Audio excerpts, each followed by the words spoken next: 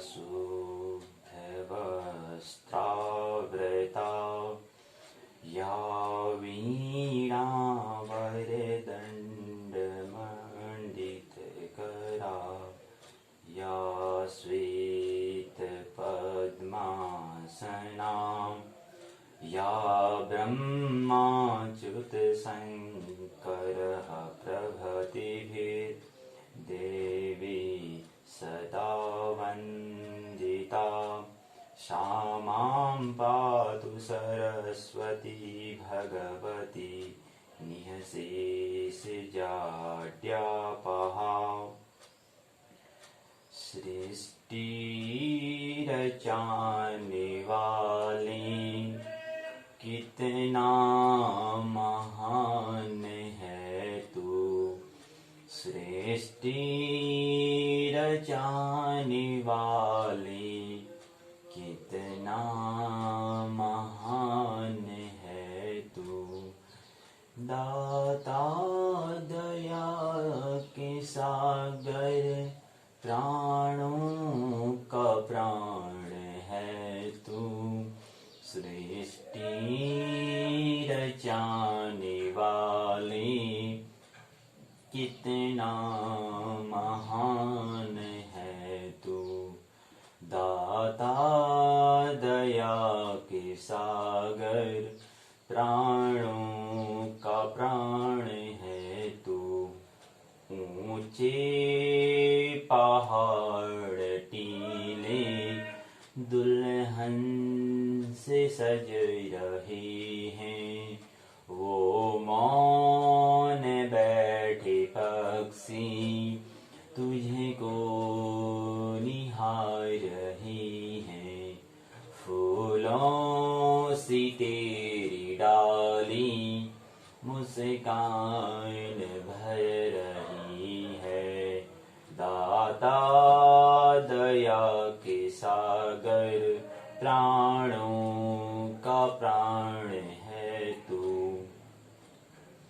सूरज बनाया तूने, चंदा बनाया तूने, तारों को रोशनी दी, जग को सजाया तूने।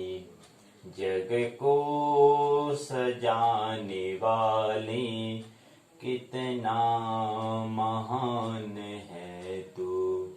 दाता दया के सागर प्राणों का प्राण है तू। मेरे प्रिय मित्रों, आइए स्वाध्याय की 44वीं संस्कृत साहित्य की द्वितीय और कंप्यूटर टेक्नोलॉजी संगणक प्रौद्योगिकी चतुर्थ बैठक में आइए, पाठशाला में आइए प्रवेश करें। जैसा कि हम जानते हैं 26 अक्टूबर 2020 भूमंच ज्योतिष पाठशाला स्वाध्याय दिवस 44 संस्कृत साहित्य का द्वितीय दिवस, संस्कृत लिटरेचर और यहाँ पर कंप्यूटर टेक्नोलॉजी संगणक प्रौद्योगिकी की चतुर्थ पाठशाला में आइए प्रवेश करें। जैसा कि हम जानते हैं यहाँ पर हम उत्तराखंड मुक्त विश्वविद्यालय के पाठ्यक्रम के तहत यहाँ पर हम पाठों पर चर्चा करेंगे, जो भाग 2 पर करेंगे। और उसके पहले पाठशाला का जो पहला भाग है उस पर हम NTA NET UGC 2024 की योजना के कार्यक्रम पर हम यहाँ पर चर्चा कर रहे हैं। और उससे संबंधित कुछ जीवन से संबंधित कुछ प्रश्न होंगे, उनको यहाँ पर हम रखते जाएंगे। और अपना दोनों पाठशाला के दोनों भाग, पहले और द्वितीय, पहले भाग को हमने कहा है कि वो क्या है, पाठ्यचर्या है। पहले भाग को हमने पाठ्यचर्या कहा अर्थात प्रश्नोत्तर चर्चा कहा, दूसरे भाग को हमने पाठ्यक्रम कहा अर्थात पाठ्य चर्चा। पाठ्यचर्या प्रश्नोत्तर चर्चा और दूसरा पाठ्यक्रम पाठ्य चर्चा, ये द्वितीय भाग में है। तो पहले भाग में आइए प्रवेश करें। उससे पहले एक सूचना, एक जानकारी, इंफॉर्मेशन है। और दूसरा हम क्योंकि यहाँ पर इंफॉर्मेशन कम्युनिकेशन टेक्नोलॉजी सूचना संचार प्रौद्योगिकी की बात हम कर रहे हैं, उसके अंतर्गत हम यहाँ पर कंप्यूटर टेक्नोलॉजी को, संगणक प्रौद्योगिकी को समझने का हम प्रयास करेंगे। आज उसी क्रम को आगे बढ़ाने का आइए हम प्रयास करें। और उससे पहले एक सूचना है, वो सूचना क्या है उसको पहले सुन लेते हैं। हमने कहा कि यहाँ पर एक परीक्षा है इस महीने 31 अक्टूबर 2020 को एक परीक्षा है, उसका हमें आयोजन करना है।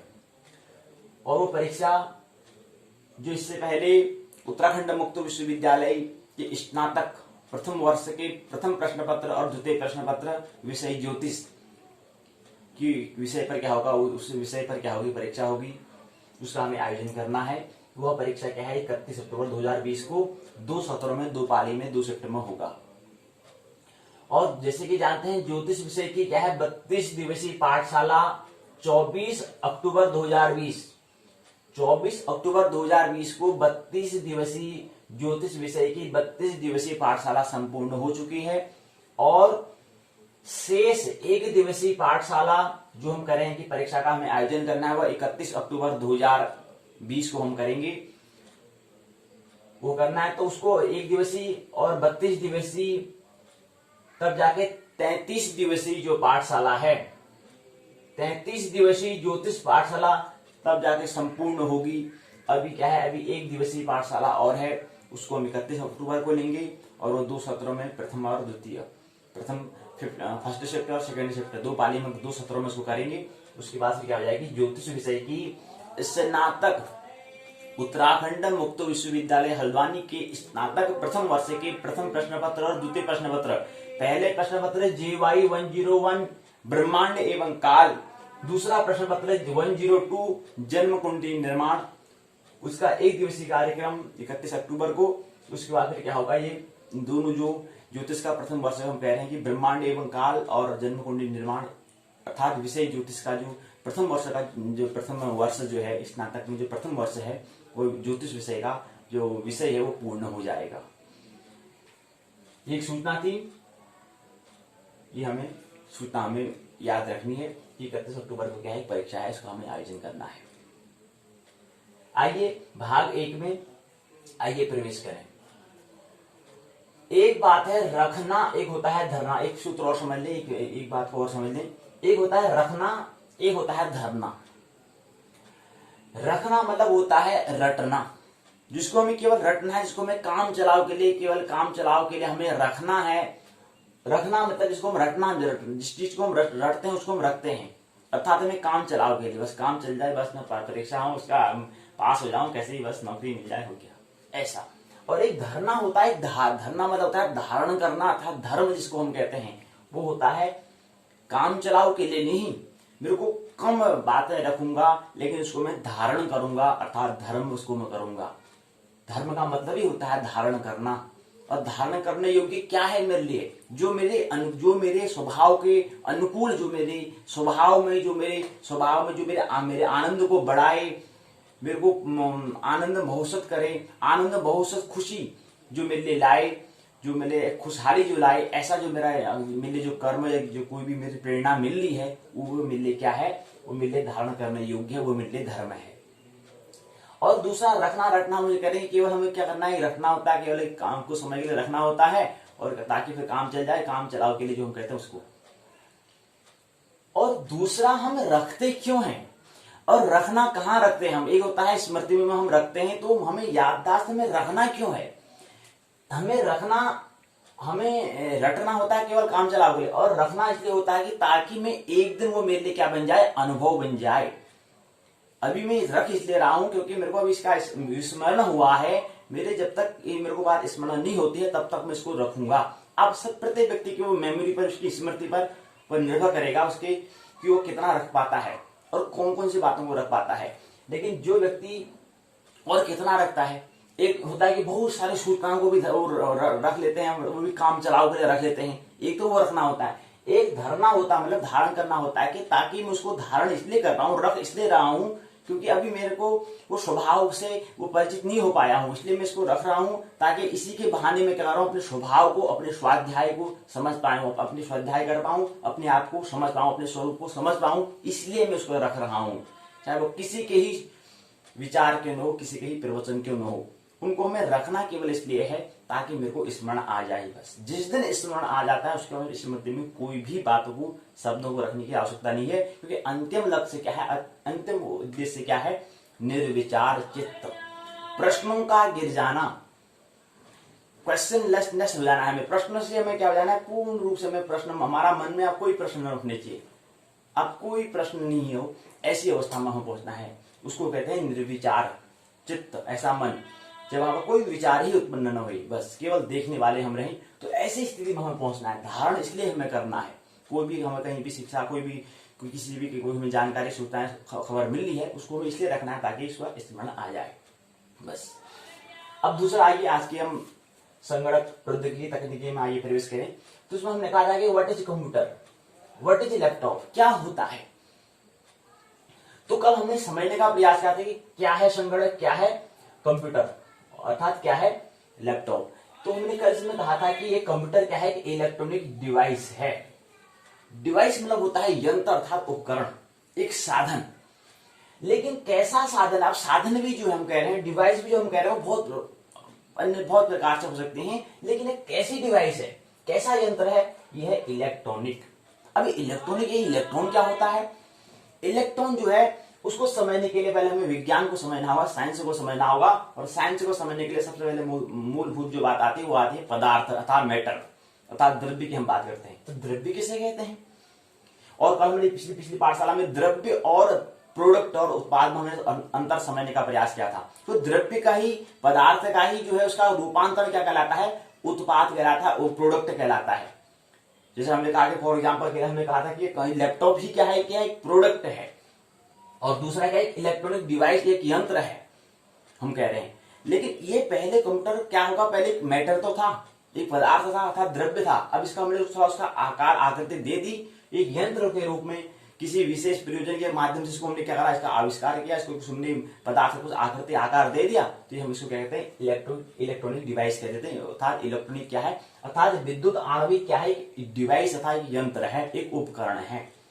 तो ये बात हमें समझ में आई। तो कल हमने कहा कि कंप्यूटर क्या है, संगणक क्या है, क्या है इलेक्ट्रॉनिक डिवाइस है, अर्थात क्या है विद्युत आणविक क्या है, यंत्र है।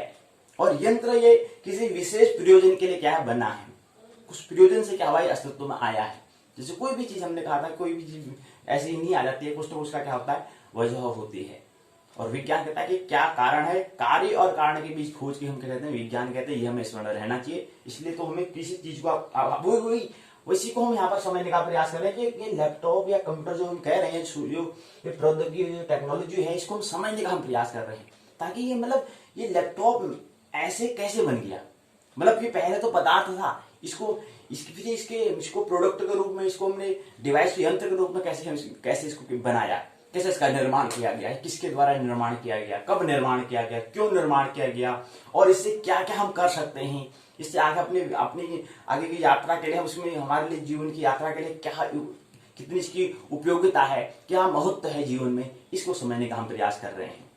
तो इसको हम समझें, आइए इस क्रम को आगे बढ़ाते हैं। और दूसरा हमने क्या कहा था कि इलेक्ट्रॉनिक और डिवाइस हम क्या कहते हैं, प्रश्न करना चाहिए। अब इलेक्ट्रॉनिक क्या होता है, इलेक्ट्रॉनिक हमने कहा था कि पदार्थ का रूप, एक हिस्सा क्या है, इलेक्ट्रॉन है। और मतलब पदार्थों को तोड़ते हैं, पदार्थ छोटा रूप क्या आता है, लास्ट में ऊर्जा आती है। तो एक होता है पदार्थ अर्थात द्रव्य, अर्थात ये क्या होता है, मैटर होता है, और एक होता है हमारा एनर्जी अर्थात ऊर्जा। ऊर्जा जो है वो प्रतीक है ब्रह्म की, वो ऊर्जा जो है, उसी ऊर्जा को हम ब्रह्म कहते हैं, उसी एनर्जी को हम क्या कहते हैं, उसी ऊर्जा को, उसी एनर्जी को हम क्या कहते हैं, ब्रह्म कहते हैं। और जो ये पदार्थ, जो मैटर जो है, जैसे हमने छड़ी पहनी है, छड़ी पकड़ रखी है, जो हमने पकड़ रखा है, क्या है, पदार्थ है, प्रोडक्ट है, द्रव्य है। हालांकि अभी क्या प्रोडक्ट बन चुका है, उत्पाद बन चुका है, लेकिन पहले क्या था, मैटर था, पदार्थ था, द्रव्य था। लेकिन अभी इसका आकाश शेप दे दिया है, तो इसलिए क्या बन गई, छड़ी क्या बन गई, एक प्रोडक्ट बन गई, एक उत्पाद बन गई। तो ये है क्या, एक पदार्थ है, अर्थात विज्ञान इसको हम कहते हैं। लेकिन एक चीज ऐसी होती है, जैसे उदाहरण के लिए कहते हैं कि हम करंट की बात करते हैं, प्रकाश की बात करें, तो प्रकाश क्या है, एक ब्रह्म का प्रतीक है, ब्रह्म है। और जो हम उसका बल्ब जो हम कह रहे हैं वो क्या है, पदार्थ है, एक मैटर है। मतलब प्रकृति के ही द्वारा ब्रह्म को हम जान सकते हैं, प्रकृति के माध्यम से ही हम ब्रह्म को समझ सकते हैं। अर्थात कहने का मतलब है, अगर बल्ब नहीं हो प्रकाश हो सकता है कमरे के अंदर, अगर बल्ब ही ना हो तो प्रकाश हो सकता है? तो बल्ब के बिना प्रकाश की होने की संभावना नहीं है। तो इसलिए ब्रह्मांड, हमने पिछली पाठशाला में कहा था कि ब्रह्मांड मतलब एक संयुक्त शब्द है जिसमें ब्रह्म प्लस अंड के योग से बनता है। इसको केवल हमें बुद्धि के तार्किक बुद्धि के तर्क से इसको समझना है, समझने के लिए इसको हम तोड़ते हैं, वैसे तोड़ने की आवश्यकता नहीं है, क्योंकि बल्ब अगर नहीं है तो प्रकाश कमरे के अंदर नहीं हो सकता है। तो उसके लिए अनिवार्य क्या है, बल्ब अर्थात पदार्थ का, अर्थात प्रकृति का होना, अर्थात विज्ञान का होना अनिवार्य है। उसके अंदर फिर क्या है, जो बिजली है, जो प्रकाश है, जो लाइट है, वो तो पहले से ही थी, लेकिन उसको फिर हमने क्या करा, एक उपकरण, हमें एक ऐसा माध्यम चाहिए थे ताकि उसको दिखा पाए कि हाँ यार प्रकाश है कि नहीं। कभी बारिश, आप गौर किया होगा, जब बारिश होती है, वर्षा होती है, तो उसमें बिजली कड़कती तो उसमें तो प्रकाश होता है। तो उसी प्रकाश को देखते हुए हमारे मित्रों ने क्या करा, उस प्रकाश को पकड़ने के लिए क्या करा, उस आविष्कार किया कि कहा कि इस प्रकाश को हम क्यों ना पकड़ें। तो विद्युत क्या था, पहले ही था। तो ब्रह्म कहने का मतलब, और हमने कहा था कि ब्रह्म का रूप कैसा है, केवल एक उसकी क्या है, मौजूदगी है बस। उस मौजूदगी का ख्याल हमें कैसे आएगा, जब हम प्रकृति के माध्यम से उस मौजूदगी को हम समझ सकते हैं। इसलिए हमने कहा कि अंतिम जो लक्ष्य होता है, वो अंतिम लक्ष्य क्या होता है, निर्विचार में, अर्थात जो ब्रह्म की स्थिति है। ब्रह्मचर्य मतलब ये होता है कि ब्रह्म जैसी स्थिति, ब्रह्म जैसा ढंग। तो वहां पर ब्रह्म मतलब क्या है, ब्रह्म में कोई भी परिवर्तन नहीं होता है, वहां पर शाश्वत सनातन होता है, वहां पर कोई समय नहीं होता, वहां पर बिल्कुल क्या होता है, बिल्कुल कोई भी परिवर्तन वहां पर नहीं होता है। मानो वहां पर शाश्वत हो, वहां पर वर्तमान भूत भविष्य एक ही समय वहां होता है। सभी क्या होता है, सभी का एक हिस्सा, मतलब वहां केवल वर्तमान ही वर्तमान होता है, वहां भूत भविष्य कुछ ऐसी बात होती नहीं है, कुछ परिवर्तन नहीं होता है। तो ऐसे ही हम यहाँ पर कह रहे हैं कि क्या है कि हमें प्रकृति के माध्यम से ही हम ब्रह्म को हम समझ सकते हैं। कोई भी अगर हम बात करेंगे प्रकृति में बात कर सकते हैं, साइंस में, विज्ञान में हम बात करनी होगी। और लेकिन विज्ञान की जो हम जब बात कर रहे हैं, उसको हम उसी के माध्यम से हम इशारे ब्रह्म की ओर हम कर सकते हैं। तो कहने का मतलब है, कोई भी, हमने पिछली पाठशाला में कहा था कि कोई भी अध्यात्म शास्त्र नहीं होता है। अध्यात्म मतलब है कि कोई भी, अध्यात्म मतलब हम ब्रह्म की यहाँ पर बात करते हैं, ब्रह्म की जैसी स्थिति। गौर किया हुआ, हमारे शास्त्रों में, पुराणों में, उपनिषद के ऋषि कहते हैं कि नेति नेति कहते हैं, यह भी नहीं, शब्दों में नहीं तुला जा सकता है। तो क्या मतलब होता है उसका यही मतलब होता है कि ब्रह्म की जो स्थिति है वहां तक पहुंचने के लिए हमें केवल इशारे मिल सकते हैं। उन इशारों का हम उपयोग कर सकते हैं। उन इशारों का उपयोग करने से हम क्या सकते हैं, जो जिस ब्रह्म के लिए इशारे किए जा रहे हैं, उस इशारे तक हम पहुंच सकते हैं। वहां पर कोई बातें नहीं होती। तो इसलिए कोई भी आध्यात्म शास्त्र नहीं होता है, कोई भी आध्यात्म विज्ञान भी नहीं होता है, ये भी ख्याल रहना चाहिए। कोई भी अध्यात्म विज्ञान भी नहीं होता है, ये ख्याल रहना चाहिए। लेकिन प्राथमिक चरण, क्योंकि हमें क्या है, जो आधारभूत तल है वो विज्ञान है, विज्ञान से ही हमें शुरू करना होता है। जहां पर हम हैं वहीं से हमें शुरू करना होता है, क्योंकि विज्ञान क्या है, प्राथमिक पाठशाला है, और अध्यात्म क्या है, विश्वविद्यालय, उच्च शिक्षा वहां पर होती है। तो इसलिए विज्ञान के लिए हमें प्राथमिक पाठशाला से हमें प्रारंभ करना होगा, क्योंकि हमारी स्थिति क्या है, प्राथमिक पाठशाला की ही स्थिति ये भी हमारी है। इसलिए विज्ञान से हमें शुरू करना होगा। तो यहाँ पर पदार्थ मतलब हम कह रहे हैं कि जो कंप्यूटर है, इससे हम क्या उपयोग कर सकते हैं, ये हमारे जीवन में इसका निर्माण क्यों किया, इसका जीवन में क्या उपयोगिता है, या हमने कल भी कहा था कि हम अपने कंप्यूटर को कितना जानते हैं, मीट यू उससे मिलें कि हम कितना जानते हैं, हमारे पास तो है, लेकिन क्या इसका उपयोग हम कर पा रहे हैं, नहीं कर पा रहे हैं, या रख रहे हैं खाली फिजूल की बातों में कर रहे हैं, कुछ नई दिशा में। तो ये चिंतन की जो हम बात कर रहे हैं, चिंतन, थिंकिंग, प्रश्न करना, क्वेश्चन करना, ये पूरा का पूरा एक हिस्सा मतलब क्या आता है, विज्ञान के। मतलब कोई व्यक्ति अगर प्रश्न कर रहा है तो उसका मतलब विज्ञान की ओर यात्रा कर रहा है। और जो व्यक्ति एक दिन विज्ञान की ओर यात्रा कर रहा है, निश्चित एक दिन क्या धर्म की तरफ यात्रा करेगा, निश्चित एक दिन क्या करेगा, वो आध्यात्मिक की ओर भी यात्रा करेगा। तो पहला प्राथमिक होता है कि चिंतन। विचारहीन से क्या होना है, विचारशील में, विचारशील निर्विचारशील में, हम निर्विचार की अवस्था में हमें पहुंचना है, ये ख्याल में रहना चाहिए। तो हमने कहा कि क्या है, भी याद रखना है, रखना नहीं धरना है। अब देखो, हमने इसलिए इसको यहाँ पर रखना और धरना का जिक्र क्यों कर रहे हैं। रखना मतलब जो आम तौर पर हम रखते हैं उसको हम क्या करते हैं, मतलब कोई एक हमें विश्वविद्यालय, कोई भी विद्यालय, कोई भी पाठशाला या कहीं भी विद्यालय, महाविद्यालय या कोई भी संस्थान क्या करते हैं, पाठ्यक्रम को तैयार करती है। उस पाठ्यक्रम में उदाहरण के तौर पर इसी को समझते हैं। जैसे कि समझे, इस बुक में, इस किताब में एक परिभाषा लिखी है, उस परिभाषा को लेने का प्रयास हम करते हैं। इसमें इस किताब में लिखा है कि कंप्यूटर एक इलेक्ट्रॉनिक डिवाइस होता है। ये एक क्या लिख दिया है, बात लिख दी है। अब इलेक्ट्रॉनिक डिवाइस है और दूसरी और बात करते हैं, और बात भी कहते हैं कि ये क्या है, सूचना तकनीकी युग में कंप्यूटर का प्रयोग जीवन के प्रत्येक क्षेत्र में हो रहा है। शिक्षा, संचार, मनोरंजन, बैंकिंग, व्यवसाय, मौसम का पूर्वानुमान लगाने के लिए, विज्ञान आदि क्षेत्रों में इसका क्या है, उपयोगिता इसकी है। लेकिन ये जो हम कह रहे हैं इसको ही हमें क्या करना है, अब बहुत सारी बातें हैं, मतलब 10-20 बातें इसमें लिखी हुई है। अब 10-20 बातों में हमें 10-20 बातों को ही नहीं रखना है, ये हमें स्मरण रहना चाहिए। अगर 20 बातें लिखी और 20 बातों को ही रखने का अगर हम प्रयास कर रहे हैं, तो रखने का प्रयास कर रहे हैं, तो इसका मतलब हम रटना कर रहे हैं, सीख नहीं रहे हैं।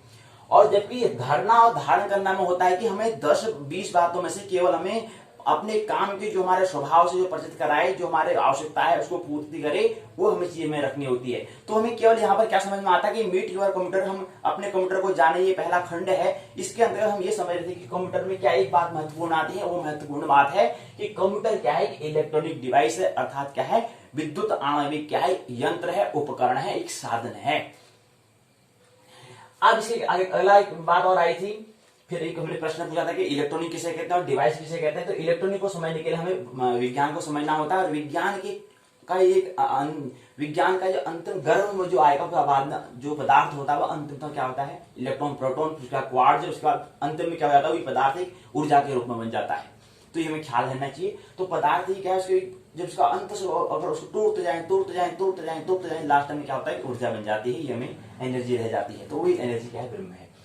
और डिवाइस किसे कहते हैं, यंत्र किसे कहते हैं, उपकरण किसे कहते हैं, ये हमें समझना चाहिए। या डिवाइस मतलब उपकरण भी उसको कह सकते हैं, या प्रोडक्ट भी कह सकते हैं, उत्पाद भी उसको कह सकते हैं। तो हमें केवल हमें फोटोस्टेट रटना हमें नहीं है, कुछ हमें बातें स्मरण रखनी होती है, कुछ हमें बातें धरनी इसलिए होती हैं ताकि उसको हम समझ सकें, ताकि वो हमारा अनुभव बन सके। अनुभव में उसे लाना महत्वपूर्ण है, उसको हम समझ सकें, उसको हम अंडरस्टैंडिंग कर सकें, उसको बार बार जब हमने धरा है, जिस समय में खाली वक्त मिलता है, उसको हम उसको चिंतन करें, विचार करें। चिंतन, विचार, मनन से ही क्या होता है, वो अनुभव बनता है। अगर आपने धर लिया, उसको धरने से भी क्या होगा, वो धरा ही धरा रह जाएगा, केवल स्मृति भर जाएगी। कहीं पर आएगा तो दूसरे व्यक्ति को हम साझा कर दोगे, उसको भी तुम देने लग जाओगे, हाँ यार बड़ी, दूसरा व्यक्ति भी क्या जानकारी है, क्या जानकारी रखता है, कितनी बड़ी जानकारी रखता है। तो ऐसे भी नहीं होना है। बहुत सारी बातें नहीं, कुछ बातों में से कुछ बातें ऐसी होनी चाहिए जिसको अनुभव में उसको लाएं, किसी व्यक्ति को भी बताएं, वाकई में इसका अनुभव है, वाकई में है इसका जीवन में, इसने कुछ जीवन में कुछ अनुभूति, कुछ फीलिंग की है, वाकई में कुछ फीलिंग की है। ये कोई भी किसी भी बात को ऐसे ही नहीं, उदाहरण नहीं बोल रहा है, अपने अनुभव में, अपने जीवन में उसने बता रहा है, अपने आचरण में, अपने अंतर से वो क्या हुआ है, और अंतर से वो निकली है बात, वो अनुभव से निकली है, वो अनुभूति से निकली है। तो इसमें ध्यान देना चाहिए, हमें रखना नहीं, रटना नहीं है, बल्कि हमें क्या करना है, धरना है, अर्थात धारण करना है। और हमने कहा धारण मतलब धर्म, और धर्म क्या है, शिक्षा का ही प्रतिरूप है। और शिक्षा किसका प्रतिरूप है, मन का। और मन का महत्वपूर्ण क्या होता है, मन की हमें चिकित्सा करनी होती है, मनोचिकित्सा के लिए शिक्षा का आयोजन हुआ है, शिक्षा का आविष्कार हुआ है, ये हमें ख्याल रखना चाहिए। तो कैसे साइकोथेरेपी हम किया है, हम कर अपनी मन की कैसे हम मनोचिकित्सा हम करें, ये हमारा विशेष ख्याल रहना चाहिए। जिसको मन की चिकित्सा नहीं करनी, कोई शिक्षा अनिवार्य नहीं है, कोई अनिवार्यता नहीं है। लेकिन जिसको वाकई में मन की शिक्षा, मन की अगर चिकित्सा करनी है तो इसलिए शिक्षा अनिवार्य है। और हमने बताया कि क्या है, ताकि एक दिन क्या हो जाए, हमारा अनुभव बने, ना कि जानकारी, इन्फॉर्मेशन नहीं बनना है। क्योंकि हालांकि हम यहाँ पर इन्फॉर्मेशन कंप्यूटर टेक्नोलॉजी की हम बात, इन्फॉर्मेशन कम्युनिकेशन टेक्नोलॉजी की हम यहाँ पर बात कर रहे हैं। लेकिन कितनी भी टेक्नोलॉजी आ जाए, लेकिन हमें टेक्नोलॉजी केवल क्या है, उसे संकेत हमें लेने हैं। वो टेक्नोलॉजी हमारे लिए ब्रह्म का संकेत बन जाए, तो वो टेक्नोलॉजी हमारे लिए क्या हो जाएगी, वो प्रौद्योगिकी हमारे लिए, वो तकनीकी हमारे लिए क्या हो जाएगी, हमारे लिए एक मित्रता, मित्र का काम करेगी, एक हमारा हेल्प हमारी कर सकती है, एक माध्यम का काम उसे करना है। कितनी ही टेक्नोलॉजी हम प्रवीण हो जाएं, उससे ज्यादा हमारा कुछ प्रयोजन नहीं है। हमारा मुख्य प्रयोजन क्या है, हम कैसे आनंद महोत्सव पूर्वक जीवन जिए, ये महत्वपूर्ण है। जीवन हम कैसे जी रहे हैं, इसका जो अगर प्रौद्योगिकी हमारा उसको सहायता करती है, हेल्प करती है, तो वो टेक्नोलॉजी की क्या है, वो उसका अहोभाग्य होगा। वो टेक्नोलॉजी का, वो तकनीक का क्या होगा, अहोभाग्य होगा कि उसने क्या करा, उसने हमें क्या करा, सहायता दी। हमारा कुछ नहीं, वो टेक्नोलॉजी का अहोभाग्य होगा, उसका सौभाग्य होगा। तो ये ख्याल रखना है कि प्रौद्योगिकी के माध्यम से हमें ब्रह्म के जो संकेत हमें मिल रहे हैं, उस संकेत को हमें समझने का प्रयास करना है। तो हमें इंफॉर्मेशन पर प्रेम नहीं होना है, जानकारी पर हमें ज्यादा जानकारी इकट्ठा नहीं करनी है, स्मृति को नहीं भरना है, हमें कुछ बातें हमें समझनी है जो अनिवार्य जगत की हैं। अर्ध अनिवार्य और गैर अनिवार्य जगत की न हो, जो केवल अनिवार्य जगत की हो, उससे कुछ यहाँ पर संकेत हम लेने का प्रयास यहाँ पर करेंगे। और प्रौद्योगिकी का उपयोग, भरपूर उपयोग हमें करना है, क्योंकि विज्ञान और धर्म अध्यात्म के योग से क्या बनता है, ब्रह्मांड बनता है, ये हमें ख्याल लेना चाहिए। इसलिए विज्ञान की बात हमें करनी चाहिए और अनिवार्य भी, इसलिए विज्ञान में क्रांति करनी है, ये भी ख्याल रखना चाहिए। दूसरा, आज की हम बैठक में यहाँ पर पर्सनल कंप्यूटर को समझने का प्रयास करेंगे। उससे पहले एक बात और समझ लें, उससे पहले हमने एक बात और समझी थी। एक बात हमने ये समझी थी कि कोई भी ये जो यंत्र, जो इलेक्ट्रॉनिक डिवाइस है, इसको 3 बातें इसमें करनी होती हैं। पहला क्या होता है, इनपुट उसको करना होता है। दूसरा आउटपुट, और मध्य में क्या होता है, एक मध्यम पद भी होता है, मध्य कड़ी भी होती है। उस मध्य कड़ी का नाम हो देते हैं सीपीयू। अर्थात कल हमने सीपीयू को भी समझने का प्रयास किया था, सेंट्रल प्रोसेसिंग यूनिट जो है उसको भी हमने समझने का प्रयास किया था। तो सेंट्रल प्रोसेसिंग यूनिट क्या होता है, इसको समझने का प्रयास करते हैं। सेंट्रल मतलब होता है केंद्रीय, प्रोसेसिंग मतलब होता है प्रक्रिया, यूनिट मतलब होता है, यू का मतलब होता है, यूनिट मतलब होता है एक इकाई, एक कड़ी। तो सेंटर मतलब केंद्रीय जो प्रक्रिया है, जो केंद्र में जो प्रक्रिया कर रहा है, एक ऐसा यूनिट, एक ऐसा कड़ी जो है, जो क्या कर रही है, सेंटर का काम कर रही है। मध्य कड़ी इसको हम कह सकते हैं। तो मध्य कड़ी का एक जो काम कर रही है उसको हम क्या कहते हैं, सीपीयू कहते हैं। जिसको समझने के लिए हमने यहाँ पर एक बाण का चिन्ह यहाँ पर बनाया है, एक बाण है, और यहाँ पर हमने इनपुट जो हमने कहा है, जो हम इनपुट को हम जब दे रहे हैं, इनपुट मतलब होता है, इसको ऐसे भी समझ सकते हैं, जो हम कोई कर्म हम कर रहे हैं, कर्म का जो हम कर्म कर रहे हैं, हमने बात की थी कि जो भी हम कर्म करते हैं उसका आउटपुट हमको मिलता है। अगर हमारा कर्म, हम कर्म कैसा कर रहे हैं, कर्म तो कर रहे हैं, ये हमारा निश्चित है, और क्योंकि कर्म से कोई अकर्मणीय नहीं हो सकता, ये भी हम जानते हैं। लेकिन कर्म कैसे कर रहे हैं, सृजन दिशा में या विध्वंस दिशा में, इसका परिणाम हमें आउटपुट से हमें समझ में आएगा। क्यों? क्योंकि जो हम इनपुट देंगे, जो हम कर्म करेंगे, उसका प्रतिफल हमारा क्या बनेगा, यहाँ पर आउटपुट हमें आउटपुट जो होगा वहां पर हमें समझ में आएगा। आउटपुट मतलब अगर हम खुशी हैं तो इसका मतलब कर्म हम सृजन दिशा में कर रहे हैं, अगर हम दुखी है तो हमारा कर्म क्या है, विध्वंस दिशा में है। अगर हमारा कर्म क्या है, आनंद महोत्सव पूर्वक अगर हम कर रहे हैं, कोई भी कर्म कर रहे हैं जिसमें हमें आनंद और महोत्सव की, हमें बड़े आनंदित और झूमने, नाचने, गाने में मस्त हैं, तो इसका मतलब हम क्या कर रहे हैं, कुछ ब्रह्म की जगत की हम यात्रा कर रहे हैं। मतलब सुख दुख से, हमने कहा था कि सुख और दुख क्या है, एक चक्र के ही क्या है, 2 सिरे हैं। कोई छड़ी है, छड़ी के क्या है, 2 छोर हैं, एक छोरी है, एक छोरी है। तो एक छोर में क्या होता है, सुख, एक छोर में दुख, और ये वर्तुल चलता रहता है, ये ख्याल हमें रहना चाहिए। या एक सिक्के के 2 पहलू हम कह सकते हैं, यहाँ पर हेड और टेल जो होता है वही इसका प्रतीक है। लेकिन इन सुख दुख से भी हमें आगे होने जाना होता है, उसको हम फिर कहते हैं कि सतोगुण, इसको हम कहते हैं। सुख और सुख जो है वह प्रतीक जो है वह रज का प्रतीक है, दुख जो है तम का प्रतीक है, और मध्य जो कण, दोनों के मध्य में क्या है, सत्व होता है। लेकिन ये तो प्रकृति के 3 गुण हैं, लेकिन इससे आगे भी एक यात्रा होती है, वो होती है ब्रह्म की। वहां पर न सुख न दुख न उसके मध्य की कड़ी, वहां पर क्या होता है, केवल आनंद। तो ये आनंद की स्थिति हम बात कर रहे हैं, झूमने नाचने की यहाँ पर स्थिति बात हम बात कर रहे हैं। तो ये 3 स्थिति होती है, प्रकृति के 3 गुण होते हैं, सत्व रजतम, सुख दुख, सुख और दुख, और मध्य में शांति हम कह सकते हैं, शांतोना हम इसको कह सकते हैं। लेकिन एक मध्य कड़ी, उसके बाद ब्रह्म की कड़ी होती है, वहां पर ब्रह्म की स्थिति होती है, वहां पर होता है आनंद की। तो ये हमें ख्याल रखना चाहिए। तो हमने कहा कि क्या है, केवल हमें बात हमें ऐसी नहीं रखनी है। तो हम यहाँ पर पर्सनल कंप्यूटर को समझने का हम यहाँ पर प्रयास कर रहे हैं। तो पर्सनल कंप्यूटर क्या होता है, हम इसको समझने, हाँ, सीपीयू को समझने का प्रयास कर रहे हैं। तो सीपीयू क्या है, मध्य कड़ी है, अर्थात यहाँ पर कह सकते हैं कि सत्व का मतलब जो तराजू जो है, तराजू के 2 पड़ले होते हैं, एक मध्य कड़ी होती है, जो मध्य कड़ी यही क्या है, सीपीयू है, सेंट्रल प्रोसेसिंग यूनिट है, मतलब केंद्र, मध्य कड़ी है। इस अगर ये पड़ला, अगर तराजू का ये जो 2 पड़ले हैं, उन पड़ले को बैलेंस मारने के लिए क्या है, तराजू की जो कील जिस पर दोनों तराजू पड़ले जो रखे गए हैं वो महत्वपूर्ण होता है। तो उसी को हम कहते हैं सेंट्रल प्रोसेसिंग यूनिट कहते हैं, सीपीयू कहते हैं। तो ऐसे ही क्या होता है, ऐसे ही यहाँ पर हम इनपुट और आउटपुट, हम यहाँ पर बात कर रहे थे कि हम कर्म कैसे कर रहे हैं, वो हमारे इनपुट हम क्या दे रहे हैं, उसी का ही प्रतिफल हमारा आउटपुट में आता है। तो ऐसे ही क्या होता है, ऐसे ही विज्ञान के तौर पर जो हम कंप्यूटर कह रहे हैं, वहां पर भी यही होता है कि हमें इनपुट हमें देना होता है, उसके बाद प्रोसेसिंग होती है, मध्य कड़ी होती है, सीपीयू उसको हम बोलते हैं, उसके बाद आउटपुट हमको मिलता है। वो कैसे मिलता है, जब कंप्यूटर को हम देखेंगे, जब कंप्यूटर को जब जब कोई भी कर्म को हम होश पूर्वक करेंगे तब जाके हमें समझ में आएगी। ऐसे कह देने से काम होने वाला नहीं है, ये ख्याल रहना चाहिए कि हमने कह दिया कि इनपुट है, उसके मध्य में सीपीयू, मध्य जो कड़ी होती है उसको हम सीपीयू कहते हैं, और आउटपुट मिलता है। ऐसी परिभाषा बोल दिया, किसी ने कॉपी में दिया, किसी ने प्रश्न पूछा, आंसर लिख दिया, इससे काम चलने वाला नहीं है। जब हम कंप्यूटर को जब कंप्यूटर हमें मिले, जब हमें संगणक मिले, उसमें होश पूर्वक उसमें जो हम कह रहे हैं, ये जो बात गुरुजी ने बता दी है, इस गुरुजी की बात को हमें स्मरण धारण करना है और चिंतन करना है। उसमें बात को फिर जिसमें हम प्रोसेस, जिसमें प्रयोगशाला कर रहे हैं, प्रयोग कर रहे हैं, उसमें उसको अप्लाई करना है, उसमें उस बात को उसमें प्रयोग करना है, तब जाके सार्थक होगा, तब जाके शिक्षा में क्रांति होती है। उससे पहले शिक्षा में क्रांति नहीं होती है। धरने से, स्मृति के भरने से कोई क्रांति नहीं होती है।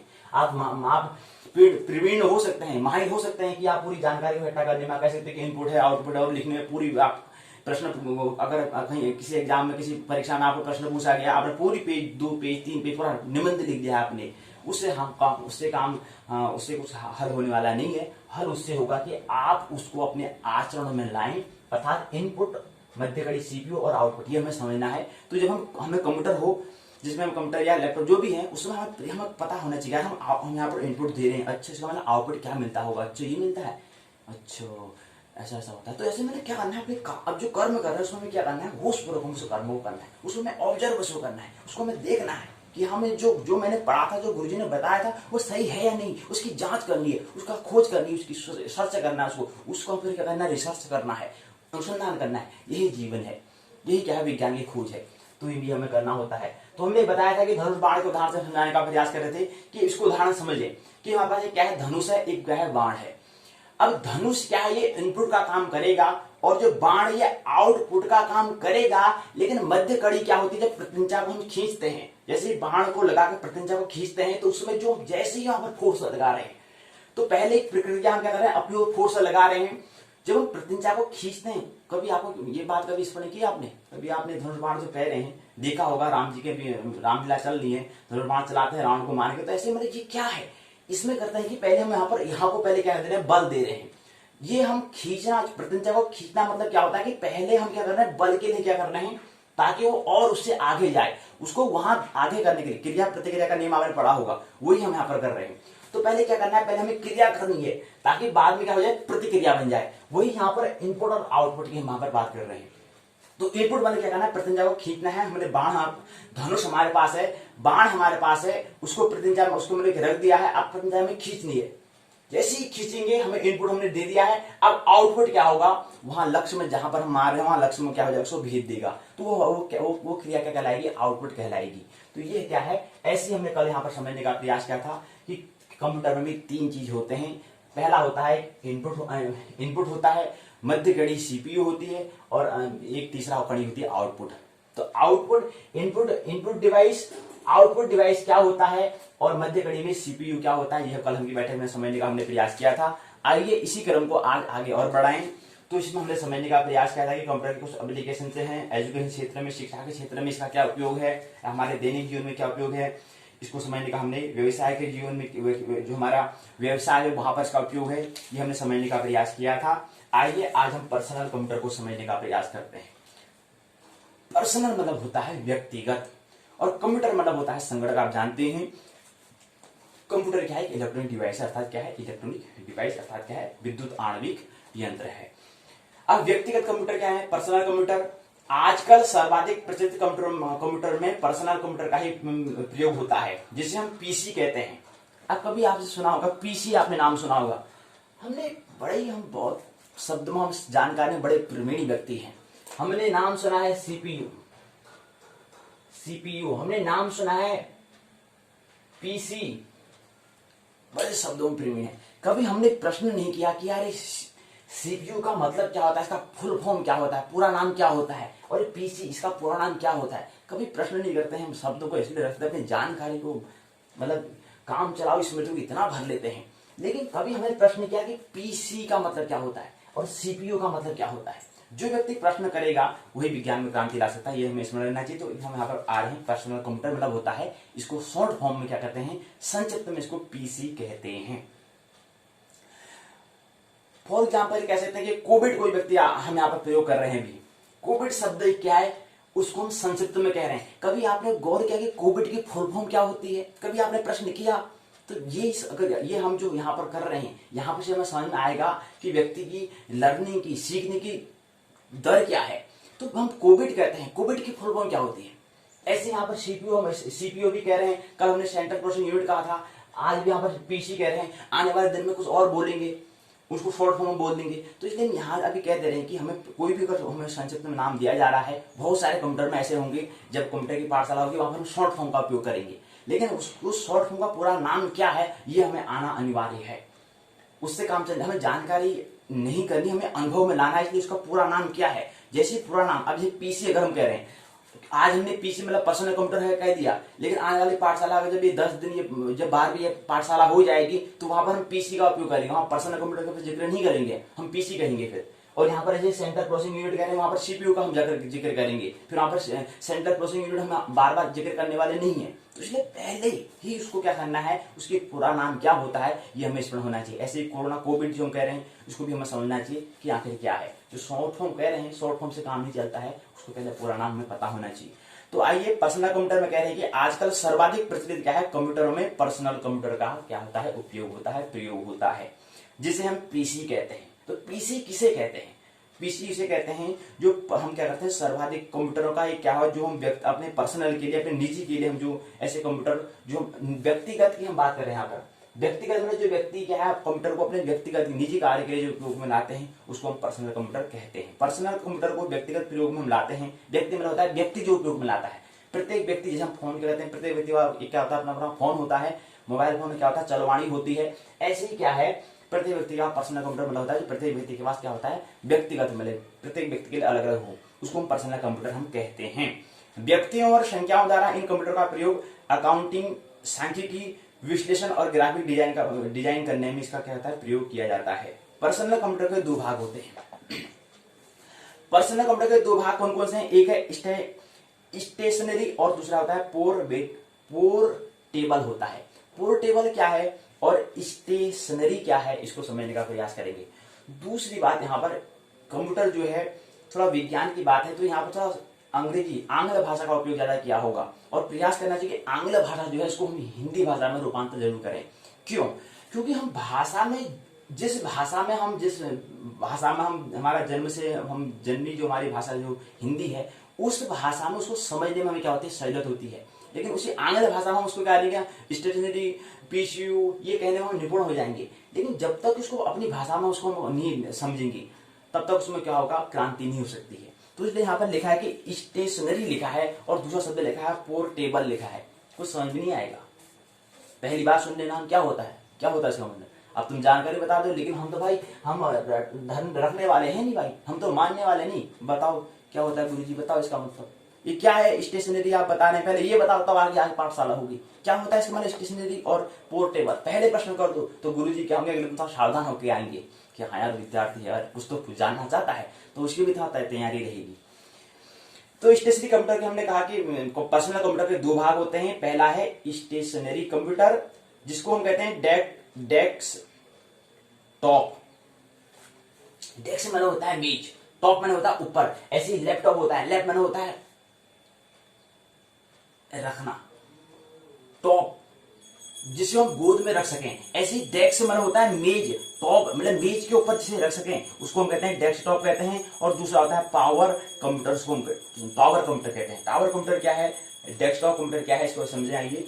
डेस्कटॉप कंप्यूटर मुख्यतः डेस्क या मेज पर रखे जाते हैं, इसलिए इसका नाम क्या कहा है। और डेस्क से क्या है, आंग्ल भाषा है, और हम अपनी भाषा में मेज कहते हैं। तो मेज के ऊपर हम कह सकते हैं, तो मेज टॉप हमेशा नहीं कह सकते हैं, लेकिन उसका हमें हिंदी में पता मतलब जरूर पता होना चाहिए। तो डेस्क मैंने होता है, डेस्क मैंने मेज कहते हैं, और उसका टॉप मैंने होता है जो क्या हो मेज के ऊपर रखा जाता हो ऐसा, उसको डेस्कटॉप कहते हैं।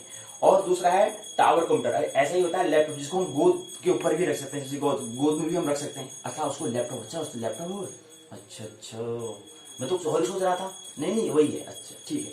तो मैं जो सही सोच रहा था तो उसको मैं समझना चाहता था कि हाँ यार मैं कुछ सही सोच रहा था, अच्छा ठीक सोच रहा था, चिंतन ठीक कर रहा था।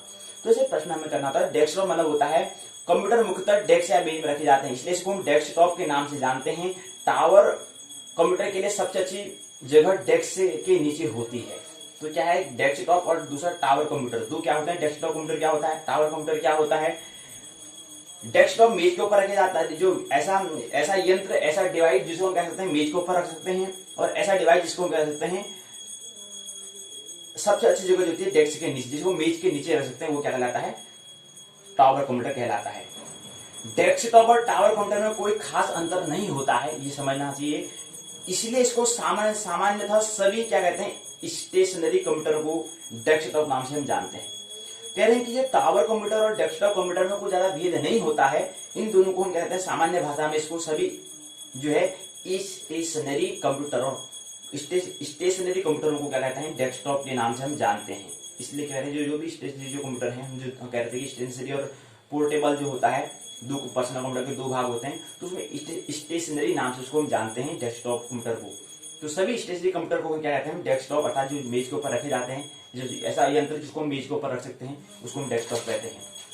फिर ये यहाँ पर थोड़ा तस्वीर दी है, इसको हम डेस्कटॉप कहते हैं। क्या है यहाँ पर दिखा रखा है, संगणक जो यंत्र है उसको दिखाने का प्रयास यहाँ पर चित्र में किया गया है। दूसरा आता है पोर्टेबल कंप्यूटर। पोर्टेबल कंप्यूटर क्या होता है, देखें, पोर्टेबल कंप्यूटर के अंतर्गत ही क्या आता है, लैपटॉप आता है या नोटबुक आता है। देखो हमारे पास यहां पर अभी उपलब्ध डेस्कटॉप नहीं है, डेस्कटॉप कंप्यूटर यहां पर उपलब्ध नहीं है, लेकिन कोई बात नहीं, लेकिन हमारे पास यहां पर क्या है, पोर्टेबल कंप्यूटर, अर्थात उसके अंदर जो पहला जो चरण आता है वो आता है लैपटॉप और नोटबुक, उसको हम कह सकते हैं। वो तो हमारे पास है, वो तो हमारे पास है।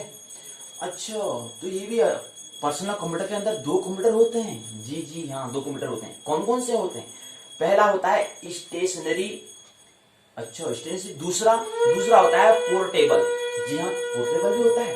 अच्छा, पोर्टेबल के अंदर क्या आता है फिर? पोर्टेबल के अंदर आता है, पहला आता है लैपटॉप और नोटबुक। अच्छा, लैपटॉप दूसरे में आता है, मैं तो सोचा था कि पहले में आता होगा। नहीं, पहले में नहीं आता है, दूसरे में आता है। जी हाँ, और जो दूसरा पोर्टेबल कंप्यूटर है, पोर्टेबल कंप्यूटर के अंतर्गत पहला है लैपटॉप और नोटबुक, दूसरा है हैंड हेल्ड कंप्यूटर, तीसरा है टेबलेट पीसी। ये तीन इसमें आते हैं पोर्टेबल कंप्यूटर के अंतर्गत। तो यहाँ पर हम समझ में हम कह रहे थे कि हाँ यार, हम यहाँ पर लैपटॉप तो हम कह रहे हैं क्योंकि हमारे पास तो कंप्यूटर तो हमारे पास है नहीं, डेस्कटॉप कंप्यूटर हमारे पास तो है नहीं। पर्सनल कंप्यूटर के अंदर दो भाग होते हैं, दो भाग आते हैं, तो एक तो होता है स्टेशनरी, दूसरा होता है पोर्टेबल होता है। स्टेशनरी क्या होता है, पोर्टेबल क्या होता है, ये इसका इतना तो पता चलेगा कि क्या है, पीसी के अंदर, पर्सनल कंप्यूटर, व्यक्तिगत संगणक के अंदर ही आता है। लेकिन उसके अंदर डेस्कटॉप क्या होता है, डेस्क माना होता है टॉप, ये बात समझना है कि हाँ, जो मेज के ऊपर रखा जाता है, जो में कहीं पर क्या है मेज के ऊपर जैसे रखा जाए। दूसरा क्या होता है, दूसरा होता है पोर्टेबल कंप्यूटर। अच्छा, पोर्टेबल कंप्यूटर होता है, अच्छा कोर्स क्या जैसा होता है वो समझ में नहीं आ रहा, क्योंकि नया शब्द है, कुछ नाम सुना जैसा नहीं लग रहा है, कुछ थोड़ा दूसरी भाषा में बताओ ना गुरु जी, एक भाषा थोड़ा समझिए, शब्द मैंने सुना हुआ जैसा नहीं लग रहा है, तो दूसरी भाषा में बताओ ना। अच्छा, दूसरी भाषा में बताऊं, ठीक है। दूसरी भाषा में आपके पास अभी फोन है, फोन के पास फिर आपने कभी जरूरत आपको लैपटॉप भी होगा ही, क्योंकि घर में पिताजी तो चलाते होंगे लैपटॉप, निश्चित तौर पर चलाते होंगे, क्योंकि आज के युग में कंप्यूटर का जो हम बता रहे हैं कि डेस्कटॉप जो है, उसके बाद फिर दूसरा क्या है, लैपटॉप आता है, तो चला रहे हैं, तो उसकी हम बात कर रहे हैं।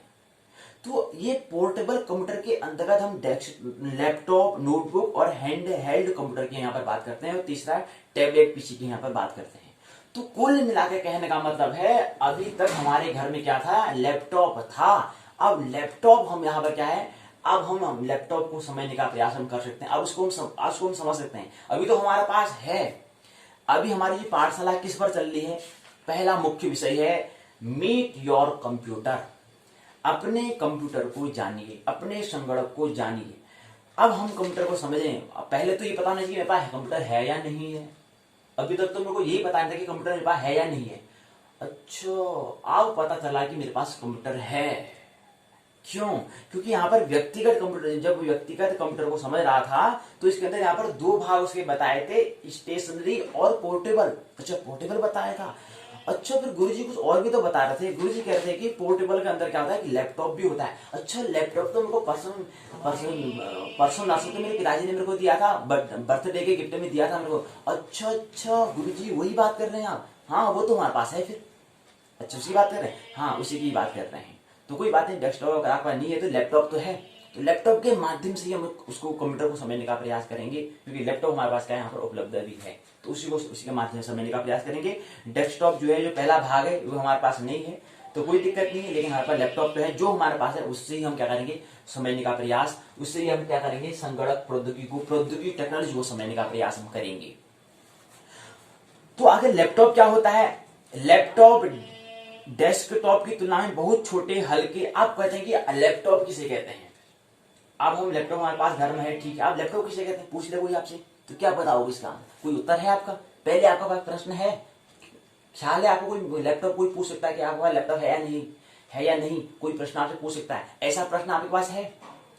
प्रश्न है तब जाके कभी कभी इसका समाधान, उत्तर भी तब बाद में होगा, पहले प्रश्न होना चाहिए। प्रश्न है कि कोई व्यक्ति पूछ सकता है कि मेरे पास लैपटॉप है या नहीं, वो भी देखिएगा। गुरुजी पूछ सकते हैं, गुरुजी पूछ सकते हैं कि यार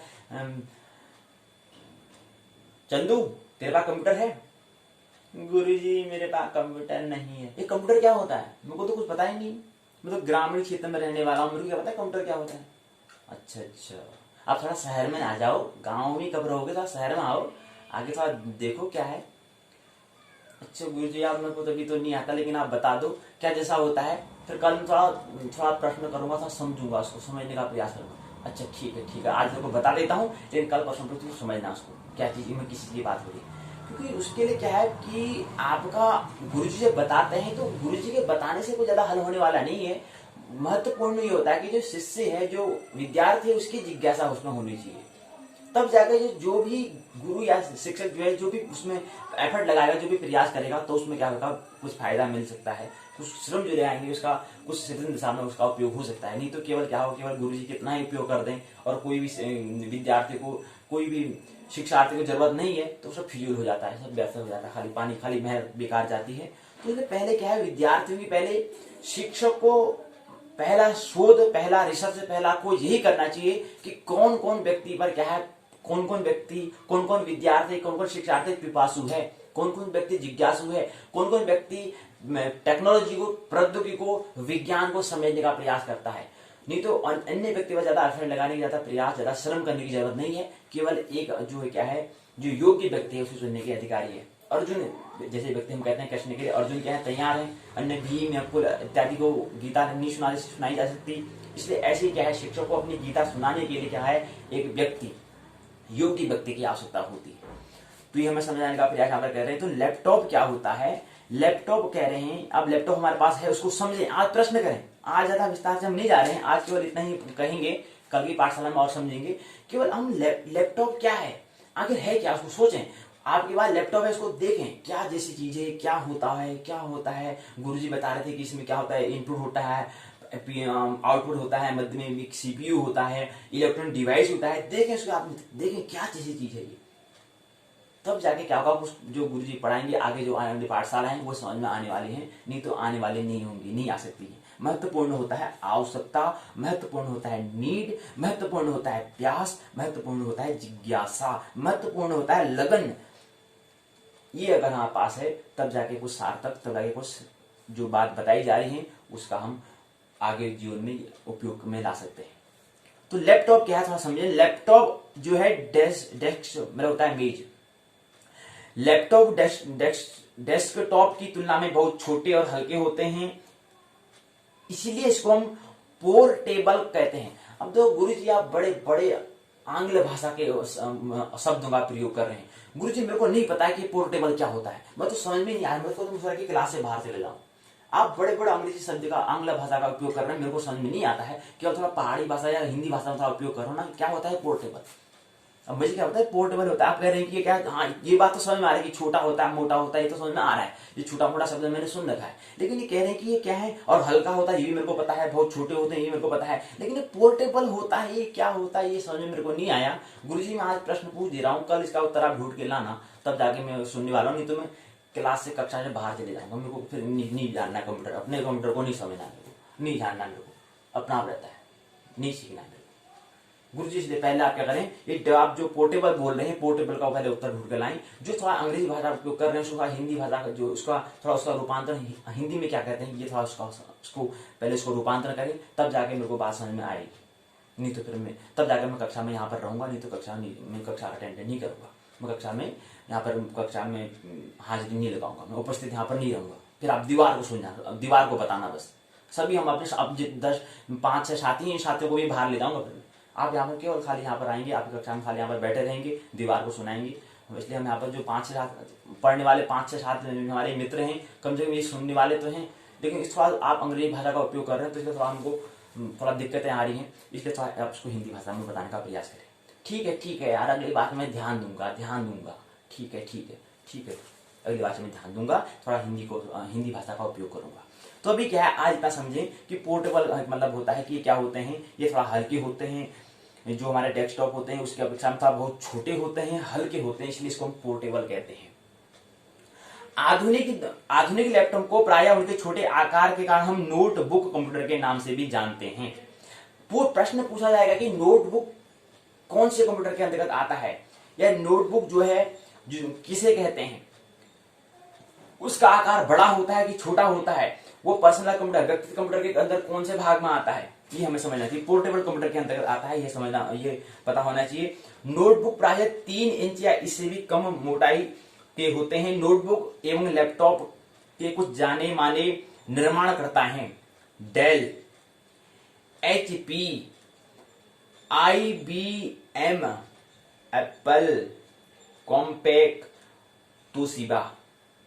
ये क्या है, निर्माण किसने इसको अस्तित्व में, जो एक मैटर था, जो ये पदार्थ था, इसको ये पदार्थों को प्रोडक्ट में लाने का काम किन व्यक्ति ने किया है। तो बता रहे हैं कि जो लैपटॉप जो पहले इससे पहले क्या था, एक पदार्थ एक मैटर में था, एक द्रव्य में था, इसको अब हमने प्रोडक्ट के रूप में, एक डिवाइस के रूप में, एक यंत्र के रूप में, एक उपकरण के रूप में लाने वाले जो लैपटॉप या नोटबुक को लाने वाले कुछ जाने माने क्या है, कुछ जाने माने निर्माण करता है, सृजन करता है। उसमें कुछ जो निर्माण करता है उसके नाम दिए हैं। पहले का नाम है डेल, दूसरे का नाम है HP, तीसरे का नाम है IBM, अगले का नाम है एप्पल। ये क्या है, एक निर्माण करता है, जो पदार्थ का आकार देने, पदार्थ को दूसरे आकार में, दूसरे रूप में परिवर्तन करने वाले हैं। और उसको फिर क्या है, जो उसका आकार दिया, क्यों दिया, उसको कुछ उसका प्रयोजन था, कुछ उसका उद्देश्य था, इसलिए इसको आकार दिया। इसको समझने का प्रयास करें। तो लैपटॉपों और नोटबुक में LCD क्या होता है, ये LCD मतलब होता है लिक्विड क्रिस्टल डिस्प्ले। L मतलब होता है लिक्विड। अब अंग्रेजी, गुरुजी आप फिर आंग्ल भाषा अंग्रेजी का उपयोग करें, ये लिक्विड क्या होता है, मुझे क्या पता लिक्विड क्या होता है। अब लिक्विड बोल रहे हैं, अब LCD, पहले तो आप ये बोल रहे हैं कि उसका, पहले आप तो संक्षिप्त भाषा में बोल रहे हैं कि LCD होता है, फिर आप कह रहे हैं कि L का मतलब लिक्विड होता है, फिर बोल रहे हैं C का मतलब होता है क्रिस्टल होता है, फिर D का मतलब होता है डिस्प्ले होता है। गुरुजी आप तो उसको ही, उसका जो आप आंग्ल भाषा में जो संक्षिप्त नाम था उसको आप फुल फॉर्म बता रहे हैं, लेकिन हिंदी में क्या होता है वो तो बताओ। तो क्या होता है LCD? यार ये चिंटू ने तो मेरा दिमाग खा दिया, ये पता नहीं प्रश्न करता रहता है।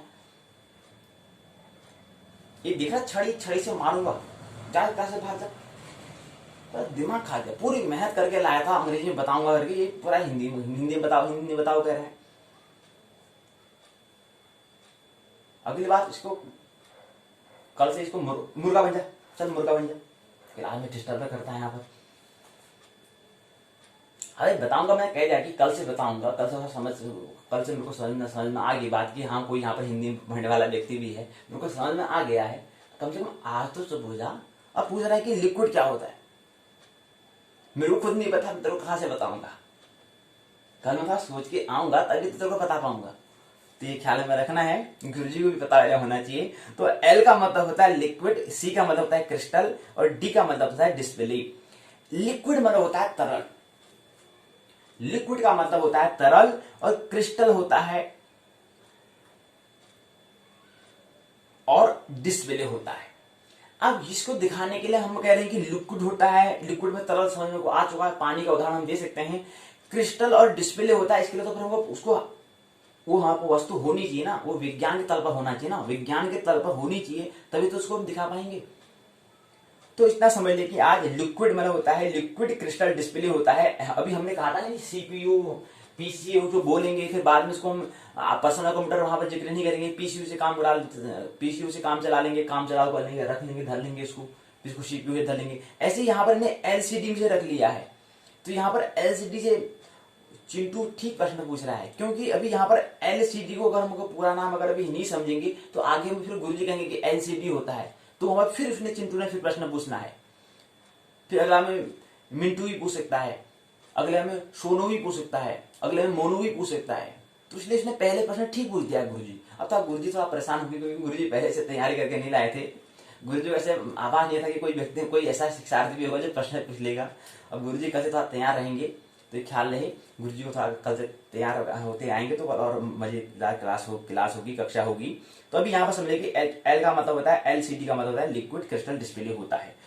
तो ये मैंने समझने का प्रयास किया कि ये क्या होता है। स्क्रीन और बैटरी का उपयोग होता है, फिर स्क्रीन शब्द आप बोल रहे हैं, फिर बैटरी शब्द का प्रयोग होता है, इसलिए इसको प्रयोग करता है। इन कंप्यूटर को कंप्यूटरों को अपने साथ कहीं भी ले जा सकते हैं। तो उसका मूल रूप से ये होता है कि डेस्कटॉप कंप्यूटर से, और जो हम यहाँ पर पोर्टेबल कंप्यूटर के अंदर लैपटॉप बोल रहे हैं, लैपटॉप और डेस्कटॉप में यही अंतर है कि उसको डेस्कटॉप को हम कहीं भी केवल एक मेज के यहाँ पर एक जगह उसको हम फिक्स कर सकते हैं, उसको कहीं ले जा नहीं सकते हैं। अगर कहीं दूसरी जगह एक जगह से दूसरी जगह उसको स्थानांतरण नहीं कर सकते हैं, लेकिन लैपटॉप ऐसा है जिसको हम स्थानांतरण कर सकते हैं, उसको हम बैग के, उसको हम बस्ते के में रखकर ले जा सकते हैं। और यहाँ पर दिखा रखा है कि ये क्या है, लैपटॉप कंप्यूटर है। चिंटू देख, ये रहा लैपटॉप कंप्यूटर। तो प्रश्न पूछ रहा है तो अब तो विज्ञान के तल से ही बताना पड़ेगा। तो चिंटू ये है लैपटॉप।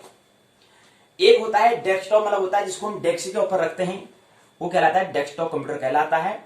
एक होता है लैपटॉप या नोटबुक भी हम कह सकते हैं। नोटबुक जैसे हम हमारी नोटबुक होती है, इसलिए उससे संबंधित इसको उससे ही इसको क्या कर दिया, संपर्क कर दिया है। जैसे हम नोटबुक जैसे हम पुस्तक से करते हैं, वैसे इसमें भी हम क्या कर सकते हैं, अपनी शिक्षा को अपनी पढ़ाई कर सकते हैं, इसलिए हम नोटबुक भी इसको कह सकते हैं। तो चिंटू ये है लैपटॉप, ये क्या है, लैपटॉप है। इसको ही हम समझने का प्रयास करेंगे। ये क्या होता है, संगणक प्रौद्योगिकी क्या होती है, कंप्यूटर टेक्नोलॉजी, इसको ही समझने का प्रयास करेंगे। तो आज की पाठशाला में दो पर्सनल कंप्यूटर के दो भाग होते हैं, ये हमें समझना है। जिसमें दूसरा भाग क्या है, उसके अंतर्गत लैपटॉप आता है। वो किसके अंतर्गत आता है, पोर्टेबल कंप्यूटर के अंतर्गत आता है, ये हमें समझना है। तो इसी पर हम बात करेंगे। और इसको हम देखो कहीं भी ले जा सकते हैं, हल्का है, छोटा है, हमने कहा था कि छोटा है। अभी हमने इस भाषा में बताया था, इसको प्रैक्टिकल तौर पर भी समझिए क्या है, छोटा है। अब अगर दूसरा अगर डेस्कटॉप कंप्यूटर होता तो और उसको भी दिखा पाते, लेकिन उसको हम पिक्चर के माध्यम से, चित्र के माध्यम से हम देख सकते हैं। यहाँ पर दिखाने का प्रयास किया है कि डेस्कटॉप कंप्यूटर दिखा रखा है, कहीं डेस्क के ऊपर रखा गया है, मेज के ऊपर रखा गया है। लेकिन ये लैपटॉप क्या है, इसको हम कहीं भी रख सकते हैं, लैपटॉप में गोद में भी रख सकते हैं, आराम से गोद में रखकर इसको हम पढ़ सकते हैं। तो यही क्या है, लैपटॉप है, यही क्या है, नोटबुक है। इसी को ही हम आगे समझने का प्रयास हम करेंगे। इसको ही हमें समझना है, क्योंकि हमारे पास लैपटॉप क्या है, हमारे पास है। इस साधन को हमें ये किस प्रयोजन से अस्तित्व में आया है, किस प्रयोग, ये एचपी का है। अभी हमने कहा था कि क्या है, एचपी जो निर्माण करता है कौन है, एचपी है, उसके नाम से ही उसने इसका क्या है, निर्माण किया है। ये पहले क्या था, ये पहले पदार्थ था, द्रव्य था, लेकिन अब ये क्या बन गया, एक यंत्र बन गया, क्या बन गया, उपकरण बन गया, एक प्रोडक्ट बन चुका है, एक डिवाइस बन चुका है। इसको समझेंगे, ये क्या है, इलेक्ट्रॉनिक डिवाइस है, ये हमने बात पहले की थी। और दूसरों हमने इसमें कहा था कि कुछ हम इनपुट देते हैं, कुछ बीच में प्रोसेसिंग होती है, सेंट्रल प्रोसेसिंग यूनिट होती है, सीपीयू होती है, उसके बाद आउटपुट हमको मिलता है। ये हमने धनुषवाण के माध्यम से भी समझने का हमने प्रयास किया था, और दूसरा सुख दुख के माध्यम से हमने समझने का प्रयास हम किया था। तो आइए आज की पाठशाला में हम यही समझते हैं। तो आइए आप दूसरी पाठशाला की आज की पाठशाला भूमंच ज्योतिष पाठशाला के द्वितीय भाग में आइए प्रवेश करें।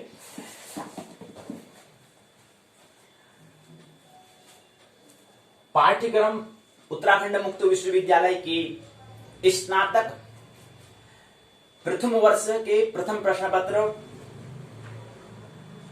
उत्तराखंड मुक्त विश्वविद्यालय इसको व्यक्त करता है SL101।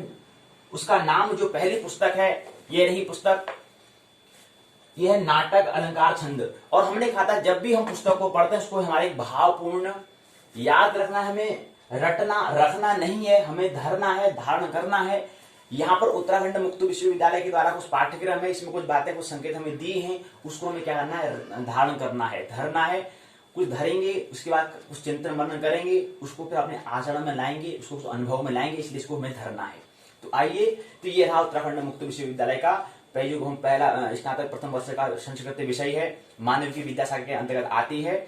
इसका जो पुस्तक का नाम है, पुस्तक का नाम दिया है नाटक, अलंकार और छंद दिया है। तो नाटक किसे कहते हैं, अलंकार किसे कहते हैं, छंद किसे कहते हैं, ये हम समझने का प्रयास स्नातक प्रथम वर्ष विषय संस्कृत साहित्य, संस्कृत लिटरेचर, उसके अंतर्गत आने वाला जो पहला प्रश्न पत्र है वो है नाटक, अलंकार, छंद को समझने का प्रयास करेंगे। तो ये पुस्तक है, और पुस्तक को पढ़ने के लिए हमारे भावपूर्ण हमें क्या करना है, इसको धारण करना है, इसको हमें प्रार्थना, इसको प्रणाम हमें करना है। क्योंकि यहाँ पर हमने विद्या ददाति विनयम, विद्या ददाति विनयम, विद्या क्या करती है, ददाति विनय, विनय प्रदान करती है, विनम्र प्रदान करती है, इसलिए हमें विद्या हमें प्राप्त ग्रहण करना है, धारण करना है। तो हमें क्या करना है, इसको एक भावपूर्ण से हमें क्या करना है, इसको धारण हमें करना है। कुछ संकेत हमें मिलेंगे, उस संकेत को हमें समझने का प्रयास करना है, पूरी किताब को समझने का हमें प्रयास नहीं करना है।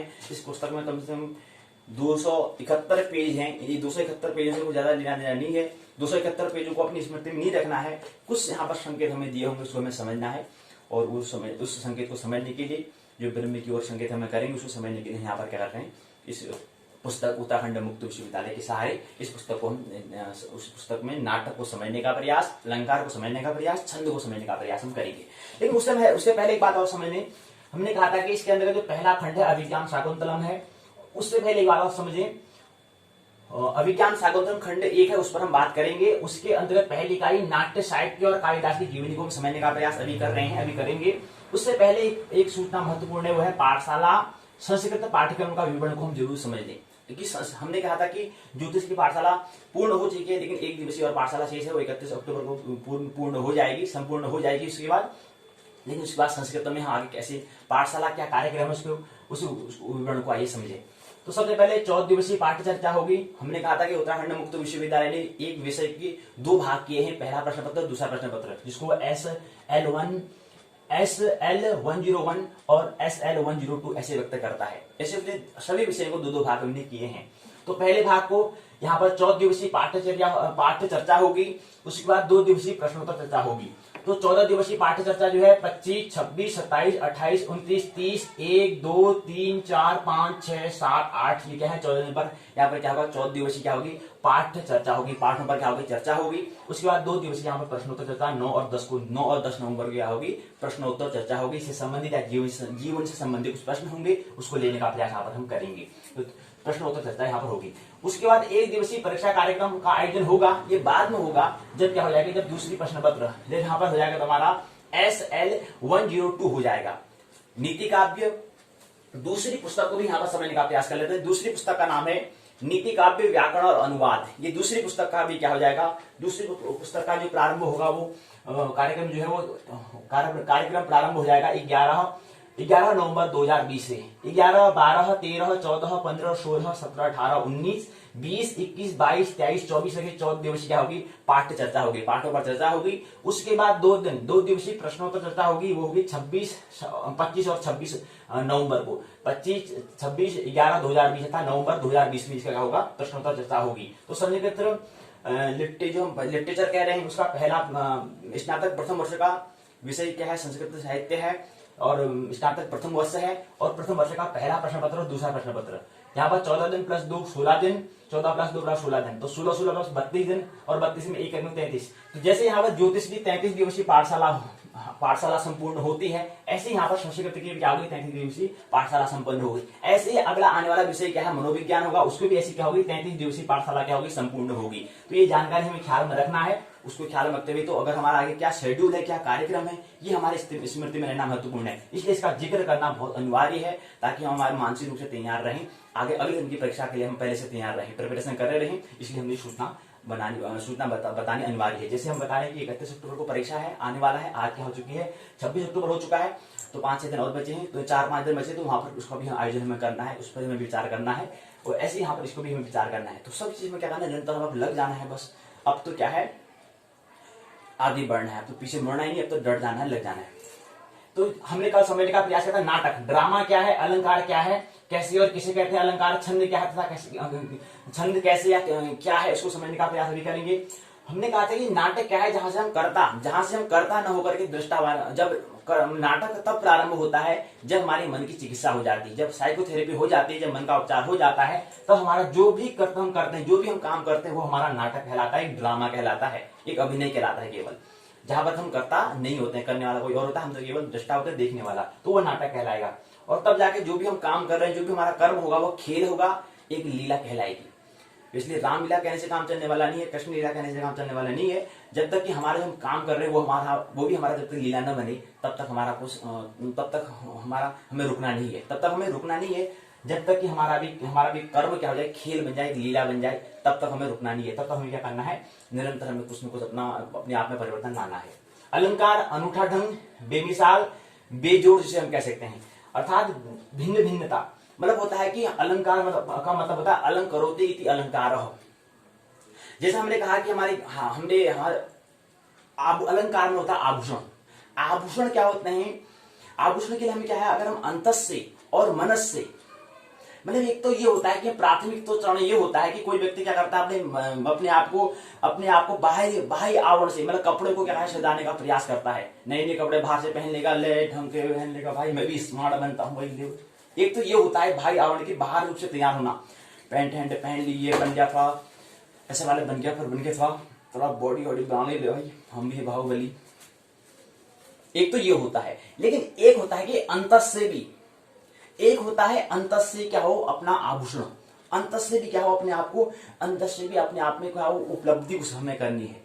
बाहर से उपलब्धि हालांकि जो दिखता वही बिकता है, ऐसा आपने भी नाम सुना होगा, लेकिन ये क्या है, प्रकृति के जगत में, विज्ञान के जगत में ये वहां पर उपयोग होता है। ब्रह्म के जगत में ऐसा उपयोग नहीं होता है। वहां पर तुम्हारा आपके अंतस को देखा जाता है कि आप अंतस से कितने आप क्या है शोभायमान, कितने आप अलंकृति हैं, कितने अलंकरोती हैं आप, कितने आपने प्रेम का कुछ अनुभव, आपने प्रेम रूपी अलंकार, आपने कुछ शोभा को आपने बढ़ाया नहीं बढ़ाया, ध्यान रूपी अलंकार को आपने बढ़ाया नहीं बढ़ाया, भक्ति रूपी अलंकार को आपने बढ़ाया नहीं बढ़ाया, प्रार्थना, पूजा, ये चीज आपने करा नहीं करा, ये महत्वपूर्ण अंतस जगत अर्थात ब्रह्म की ओर। और प्रकृति में देखा देखी, हाँ ठीक है, थोड़ा घड़ी पहने का, वो पहनेंगे, थोड़ा ये पहने का, थोड़ा बाल हाल ऐसे स्टाइलिंग कर लेंगे, ये क्या है, अलंकृति।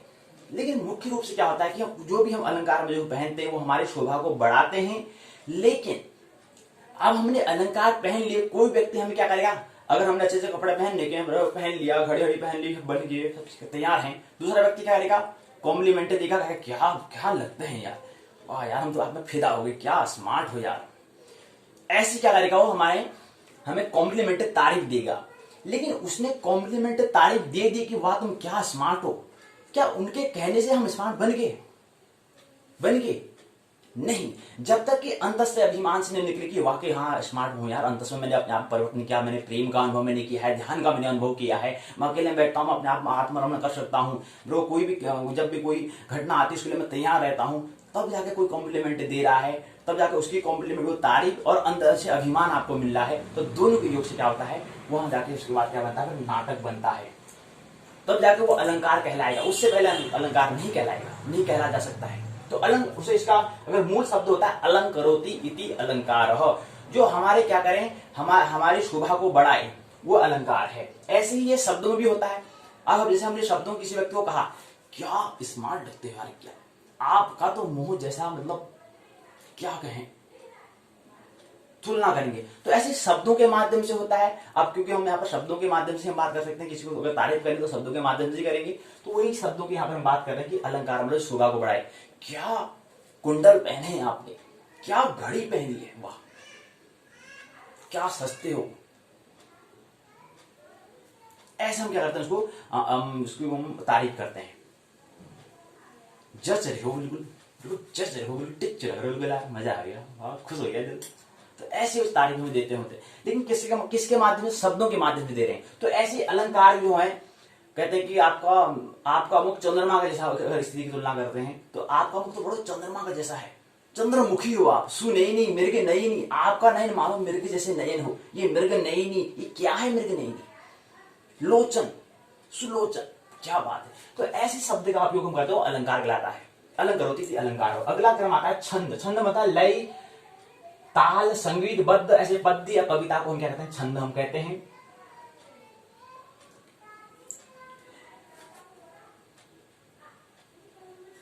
छंद उसको हम कहते हैं। जैसे कोई कविता,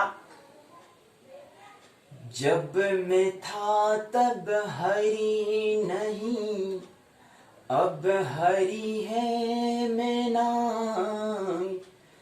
जब मैं था तब हरी नहीं, अब हरी है मैं नाई। तो ये क्या है, कोई एक लय ताल संगीतबद्ध पद्य क्या है, पद्यबद्ध क्या है, कवि है, कवि ने करुणा से हृदय से निकली हुई है। तो क्या कहते हैं कबीरदास, जब मैं था तब हरी नहीं, अब हरी है मैं नाई। क्या मतलब है इसका, ये क्या है, एक छंद, एक लय, एक तालबद्ध क्या है, एक कविता है, इसको छंद लय तालबद्ध क्या करा रखा गया है, तो उसको ही हम कहते हैं छंद कहते हैं। इसमें कौन सा छंद है ये पता होना चाहिए। लेकिन इसका मतलब क्या है, जब मैं था तब हरी नहीं, इसका मतलब होता है कि जब अहंकार है तब भगवान, तब ब्रह्म की यात्रा नहीं हो सकती है। जब अहंकार गिर जाता है तब ब्रह्म ही होता है, तब मैं नहीं होता, वहां पर अभिमान, तब क्या होता है, आत्मा ही होती है। तो इसलिए कहते हैं कि जब मैं था तब हरी नहीं, अब हरी है मैं नाई।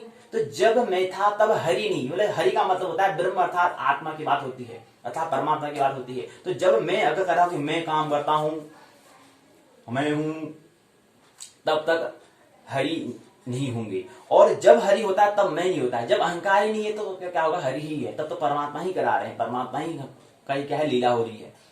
ये हमें समझना चाहिए। तो क्या महत्वपूर्ण बात करते हैं, छंद के माध्यम से कौन सा छंद है, तो ये हमें समझना है, ये यहाँ पर बात करेंगे। बाकी हमने बता दिया प्रसारण बीजेपी स्वाध्याय यूट्यूब द्वारा प्रस्तुति भूमंच ज्योतिष पाठशाला प्रस्तुत करता ज्योतिर्मयी हेमचंद्र बेलवाल। ज्योतिर्मय ध्येय क्या है, ज्योतिर्गमय, ध्येय क्या है, मिशन क्या है, ज्योतिर्गमय, विजन क्या है, ज्योतिर्गमय हमें करना है। तो खेल में लगेगा, मैंने बता दिया अलंकार क्या है, ये समझने का प्रयास करते हैं। आइए आप इसी क्रम में क्या करते हैं, तो आप विश्वविद्यालय के पाठ्यक्रम को समझते हैं कि हमने पुस्तक क्या है, इसको भावपूर्ण हमने धारण कर लिया है। आइए इसमें प्रवेश करें। तो नाटक अलंकार छंद BASL 101 उत्तराखंड मुक्त विश्वविद्यालय हल्द्वानी, ये इसकी पुस्तक यहाँ पर दी हुई है। ये मानवीय विद्या का इसका लोगो दिया हुआ है, श्रद्धावान लभते ज्ञान दिया है। आइए इसी क्रम को आगे बढ़े। तो नाटक अलंकार छंद हो गया है। अनुक्रम इसमें दिया हुआ है, नाटक अलंकार छंद प्रथम खंड है विज्ञान शाकुंतलम। पहली इकाई है नाट्य साहित्य का उद्भव विकास, कालिदास का जीवन वृत्त और उसकी काव्य प्रतिभा। उसके बाद दूसरी इकाई है विज्ञान शाकुंतलम कथा वस्तु पात्रों का चरित्र चित्रण ग्रंथ का नाट्य शास्त्रीय वैशिष्ट परिभाषित शब्दावली। तीसरी इकाई है विज्ञान शाकुंतलम के प्रथम अंक मूल पाठ अर्थ व्याख्या। चौथा है विज्ञान शाकुंतलम द्वितीय तृतीय अंक मूल पाठ अर्थ व्याख्या। पांचवी इकाई है विज्ञान शाकुंतलम चतुर्थ अंक मूल पाठ अर्थ व्याख्या। पांचवी है विज्ञान शाकुंतलम पंचम अंक मूल पाठ अर्थ व्याख्या। उसका द्वितीय खंड है अलंकार छंदालोक पंचम युग के बारे में, अलंकार का सामान्य परिचय। पहली इकाई, दूसरी इकाई अनुप्रास सलेसेमक लक्षण और उदाहरण बताना है। तीसरी इकाई है अपोहनुति व्यतिरेक विभावना लक्षण उदाहरण बताना है। तृतीय खंड अलंकार पर छंद है, इसके अंदर उपमा रूपक एवं उत्प्रेक्षा विशेष युक्ति लक्षण उदाहरण में बताना है। उसके अगली इकाई है दूसरी इकाई है अतिशयोक्ति निर्दर्शना तुल्य योग्यता अर्थ उत्पत्ति अर्थात पत्ति लक्षण उदाहरण बताना है। अगली इकाई है स्मृति भ्रांति संदेह दृष्टांत अर्थ अंतर्न्यास लक्षण उदाहरण बताना है। और अगली अंतिम इकाई है छंदों के लक्षण उदाहरण हमें देने हैं। इस कुल मिला के क्या है 13 इकाई है। 13 दिन में इसको हम पूर्ण करेंगे, प्रतिदिन एक इकाई को लेने का प्रयास करेंगे। आइए नाट्य साहित्य क्या होता है इसको समझने का प्रयास करते हैं। इसमें क्या है, विश्वविद्यालय ने इकाई 1 दिया है नाट्य साहित्य का उद्भव और विकास, कालिदास का जीवन वृत्त और उसकी काव्य प्रतिमा। इकाई की रूपरेखा विश्वविद्यालय ने क्या बना है कि कोई भी विद्यार्थी है किसी जो पाठ्यक्रम है, जो पाठ्य सामग्री उसको कैसे पढ़ना है, उसके लिए क्या करेंगे, उन्होंने पहले इकाई की रूपरेखा तैयार की है। पहले प्रस्तावना, उद्देश्य, नाट्य शब्द का अर्थ, नाट्य साहित्य का उद्भव संबंधी भारतीय मत, उद्भव संबंधी पश्चात मत, नाट्य साहित्य का विकास, कालिदास का जीवन वृत्त, स्थितिकाल रचनाएं, कालिदास की काव्य प्रतिमा, सारांश शब्दावली, अभ्यास प्रश्न के उत्तर, संदर्भ ग्रंथ सूची, उपयोगी पुस्तकें, निबंधात्मक प्रश्न, ये पूछा गया है। तो कहने की पहली क्या है, ये संस्कृत नाटक से संबंधित क्या है, पहली इकाई है, इसको हम समझने का प्रयास हमारे करेंगे। कालिदास के जन्म स्थिति और उनकी रचनाओं के बारे में, काव्य कला के बारे में समझने का हम प्रयास करेंगे। यहाँ पर उद्देश्य दे रखा है, नाटक किसे कहते हैं, 2 3 4 5 बातों का यहाँ पर क्या है उद्देश्य दिया गया है। फिर आता है नाट्य का अर्थ क्या होता है। हमने कहा था कि आज की पाठशाला में क्या समझेंगे, आज की इकाई में नाट्य साहित्य और कालिदास की जीवनी को समझने का प्रयास करते हैं। आइए वही आज की इकाई पहली इकाई है, उसको समझने का प्रयास करते हैं। नाट्य शब्द का अर्थ होता है साहित्य शास्त्र में काव्य दो भेद होते हैं, दो अंतर होते हैं, दो भाग होते हैं। पहला दृश्य काव्य, दूसरा श्रव्य काव्य। दृश्य मतलब देखना, दृश्य होता है, एक श्रव्य मतलब सुनना। तो श्रव्य काव्य मतलब सुनने के माध्यम से सुना गया, जिसको हम सुन सकते हैं, और दृश्य में जिसको देख सकते हैं, ऐसा काव्य। दृश्य काव्य के द्वारा भावक किसी घटना या वस्तु का सूक्ष्म ज्ञान ग्रहण करता है, किंतु श्रव्य काव्य में केवल श्रवण ही हम प्राप्त कर सकते हैं। इसलिए जैसे हम कहते हैं कि टीवी क्या है, श्रव्य दृश्य क्या है, श्रव्य दृश्य क्या है,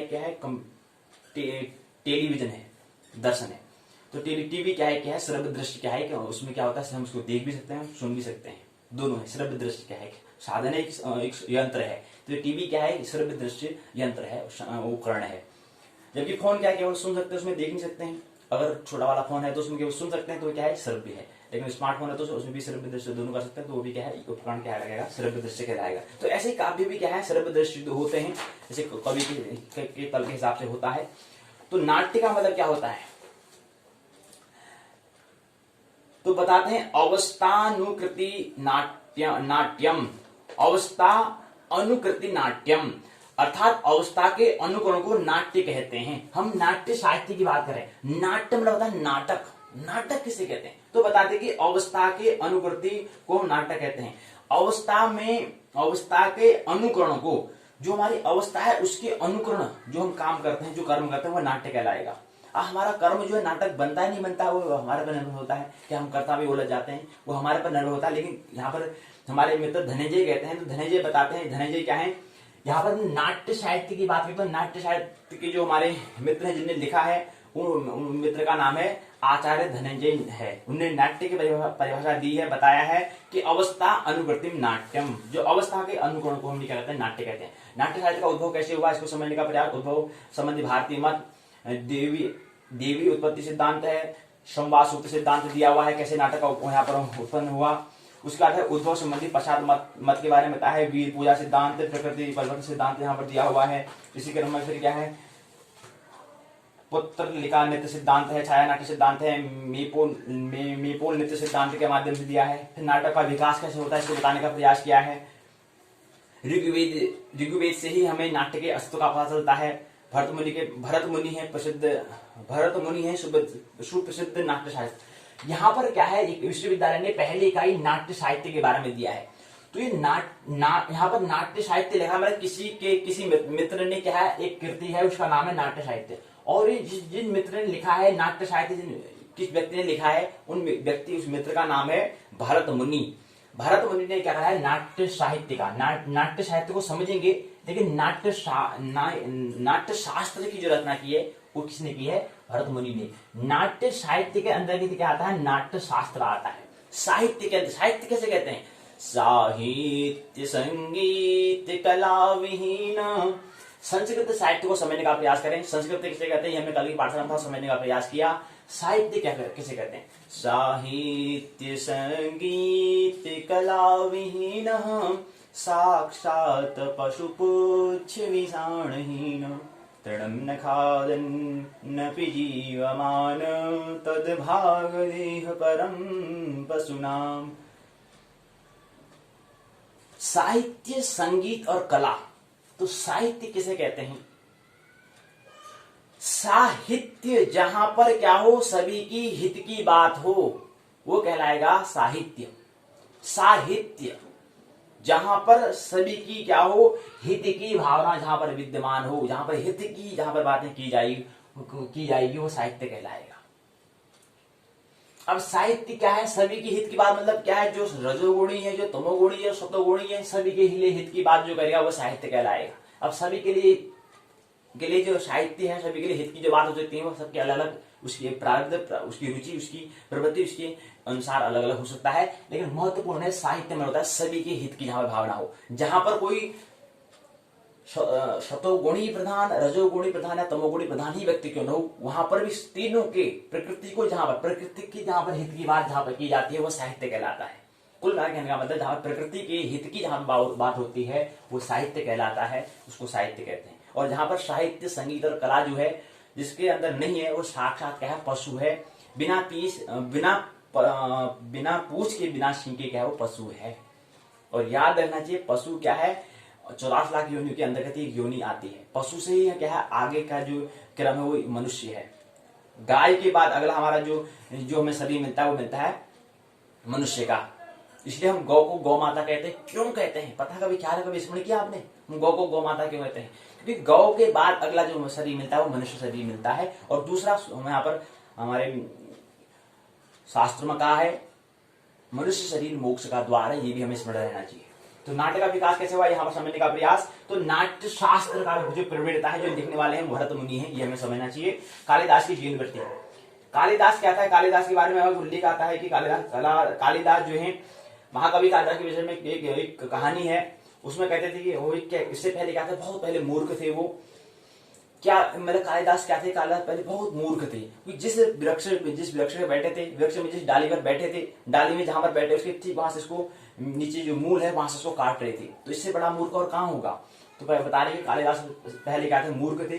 उनको यही पता नहीं था कि मैं जिस डाल पर बैठा हूं उसी को मैं काट रहा हूं, उनको ये भी नहीं पता था। और यहाँ पर ख्याल रखना चाहिए, हमें कौन सा पता है, हमें कौन सा पता है, हम भी तो यही कर रहे हैं। हम भी तो जिस डाल पर बैठे हैं उसी को हम क्या कर रहे हैं, काट रहे हैं। तो एक कालिदास ने इसको टालने की वाली बात नहीं है, हम भी अपने अंतस में लेके हम भी कुछ ऐसा ही कर रहे हैं। हम भी जिस वृक्ष की शाखा में बैठे उसी शाखा को हम काट रहे हैं, ये हमें स्मरण रहना चाहिए। कालिदास है तो कालिदास की कहानी सुन ली भाई, टाल दिया तो कालिदास कर रहे हैं। अपने आप को भी तो करना है, अपने छवि उस पर देखनी है। अच्छा कालिदास क्या कर रहे हैं, मैं भी तो ऐसा नहीं कर रहा हूँ। ऐसा हमें क्या करना है, अन्वेषण करना है, अनुसंधान करना है, शोध करना है, खोज में करनी है। तो महाकवि कालिदास के विषय में एक कहानी है। वो आरंभ में इतने मूर्ख थे कि जिस डाल पर बैठे हैं उसी को वो काट रहे थे। कुछ पंडित ने एक विदुषी राजकुमारी से शास्त्रार्थ में पराजित हो गए थे। वो पंडित रुष्ट होकर धोखे से मूर्ख का विवाह उसी विदुषी विद्योत्तमा से करा देते हैं। एक दिन जब वह ऊंट को उट्टर कहकर पुकारने लगे, प्रयत्न करने पर उष्ट न कह सके, तब उनकी पत्नी ने उन्हें धक्का देकर घर से निकाल दिया। खिन्न होकर काली देवी के मंदिर में गई और अपनी जीव को काट कर देवी को चढ़ा दी। महाकाली ने उसे संपूर्ण शास्त्रों का ज्ञान दिया, इसी से उनका नाम कालिदास पड़ा। तो प्रश्न तो पूछा जा सकता है, प्रश्न तो पूछा जाना चाहिए, प्रश्न पूछना चाहिए। प्रश्न कहीं से नहीं पूछा जाता है लेकिन अपने आप से प्रश्न जरूर करना चाहिए, कालिदास का नाम कैसे हुआ। तो कालिदास का नाम, काली को क्या करा, उन्होंने अपना समर्पण किया, तब जाकर उनका नाम कालिदास पड़ता है। और वहां से जब घर लौटते हैं तो वापस आकर उन्होंने कहते हैं, एक सूत्र कहते हैं, अनावृतम कपाटम द्वारम देही, कहकर अपनी पत्नी से दरवाजा खुलवाते हैं। विद्योत्तमा से उसके प्रश्न का उत्तर देती है, कहती है अस्ति कश्चित वाग विशेष, कहकर उनका सम्मान करती है।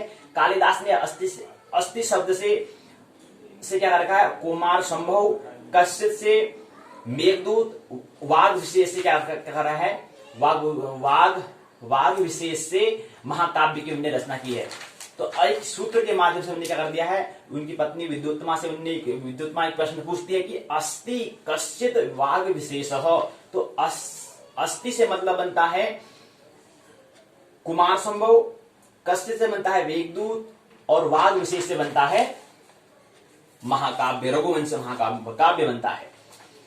स्थिति काल इनकी क्या है, स्थिति काल के बारे में यहाँ पर बताया है। ईसा की 6वीं शताब्दी का मत आता है, समीक्षा है, गुप्तकालीन मत है, और उसके बाद यहाँ पर समीक्षा है, ईसा पूर्व प्रथम शताब्दी का मत है, रचनाएं के बारे में बता रखा है। तो कालिदास की रचनाएं क्या है, कालिदास को समझना महत्वपूर्ण है, तब जाके अभिज्ञान शाकुंतलम समझ में आएगा। अभी हम जो खंड का नाम अभिज्ञान शाकुंतलम दिया है उस पर अभी पहुंचे नहीं है, उस पर पहुंचने वाले हैं कि विश्वविद्यालय ने इसका नाम प्रथम खंड का नाम अभिज्ञान शाकुंतलम ही क्यों दिया, अभी समझेंगे। उससे पहले हमें कालिदास को समझना महत्वपूर्ण है। तो इनकी क्या है रचनाएं, महाकवि कालिदास की रचनाएं, कविता देववाणी का श्रृंगार है। कालिदास ने 2 महाकाव्य अस्तित्व कश्चित वाग विशेष बताया था, तो अस्तित्व से क्या करा, अस्तित्व कश्चित वाग विशेष, 3 उनकी पत्नी विद्योत्तमा ने जो प्रश्न पूछा था उसका उत्तर से उन्होंने क्या करें, 3 रचनाएं उन्होंने की हैं। 2 महाकाव्य, 2 गीति काव्य, 3 नाटक की रचना की गई है। कुल मिलाकर 7 रचनाएं उन्होंने की हैं। उसी के अंतर्गत जो 3 नाटक कह रहे हैं, 3 नाटक में सर्वप्रथम जो विश्व में प्रसिद्ध जो नाटक है वह है अभिज्ञान शाकुंतलम, विश्व प्रसिद्ध नाटक है। महाकाव्य कुमार संभव है और रघुवंश का, कुमार संभव और रघुवंश 2 ये क्या है, महाकाव्य कालिदास ने 2 लिखे हैं। कुमार संभव रघुवंश कालिदास के प्रसिद्ध महाकाव्य हैं। कुमार संभव के बारे में यहाँ पर दिया हुआ है। रघुवंश और कुमार संभव में क्या है, कुमार समूह में पार्वती जन्म, काम दहन, पार्वती तपस्या, शिव विवाह, कार्तिकेय जन्म आदि का यहाँ पर अत्यंत सुंदर से क्या है कालिदास ने वर्णन किया है। दूसरा है रघुवंश। रघुवंश में क्या है, कुमार समूह में 18 सर्ग हैं, किंतु विद्वान 8 सर्गों को ही कालिदास का क्या है कालिदास के द्वारा रचित मानते हैं। इसमें पार्वती का जन्म कैसे होता है, काम का दहन कैसे होता है, पार्वती की तपस्या के बारे में, शिव का विवाह के बारे में, कार्तिक का जन्म आदि का अत्यंत सुंदर वर्णन क्या है कालिदास ने किया है। और इसमें कुमार समूह में 18 सर्ग हैं, 18 अध्याय हैं। रघुवंश महाकाव्य में 19 सर्ग 19 अध्याय हैं। इसमें दिलीप से लेकर के अग्निवर्त तक के इक्ष्वाकु वंशी के बारे में राजाओं का वर्णन यहाँ पर मिलता है। इसके ये क्या है सर्वश्रेष्ठ महाकाव्य के अंतर्गत आ जाता है। दूसरा है रीति काव्य। ऋतु संगार और मेघदूत कवि के क्या है प्रसिद्ध रीति काव्य हैं। ऋतु संगार में 6 ऋतुओं के वहां पर 6 ऋतुओं का 6 सर्गों 6 अध्याय में अत्यंत सुंदर वर्णन यहाँ पर कालिदास ने किया है। प्रत्येक सर्ग में प्रत्येक अध्याय में कम से कम एक ऋतु का वर्णन किया है। मेघदूत कालिदास का प्रसिद्ध गीति काव्य है। इसमें कवि से विरही यक्ष के द्वारा मेघ के माध्यम से अपनी प्रियतमा को भेजे गए संदेश का यहाँ पर वर्णन किया गया है। भौगोलिक वर्णन प्राकृतिक दृश्यों का चित्रण है। विरहिणी की मर्म व्यथाओं को देकर मेघदूत को सचकृत काव्य जगत का सर्वोत्तम गीति काव्य कहा गया है। किसको, मेघदूत को। यह दूत काव्य की परंपरा का प्रवर्तक काव्य है, इसलिए मेघ को यहाँ पर दूत बनाया है। मेघ को क्या बनाया है, यहाँ पर मेघ को एक माध्यम बनाया है। मेघ के माध्यम से अपनी बात को, प्रियतमा की बात को प्रेयसी तक पहुंचाने के लिए, प्रेमी को पहुंचाने के लिए यहाँ पर मेघ क्या है, एक दूत का काम करता है। नाटक यहाँ पर 3 है। पहला है विक्रम मौर्य वंशीय। दूसरा है मालविक अग्निमित्रम। तीसरा है अभिज्ञान शाकुंतलम। में 3 प्रसिद्ध नाटक हैं।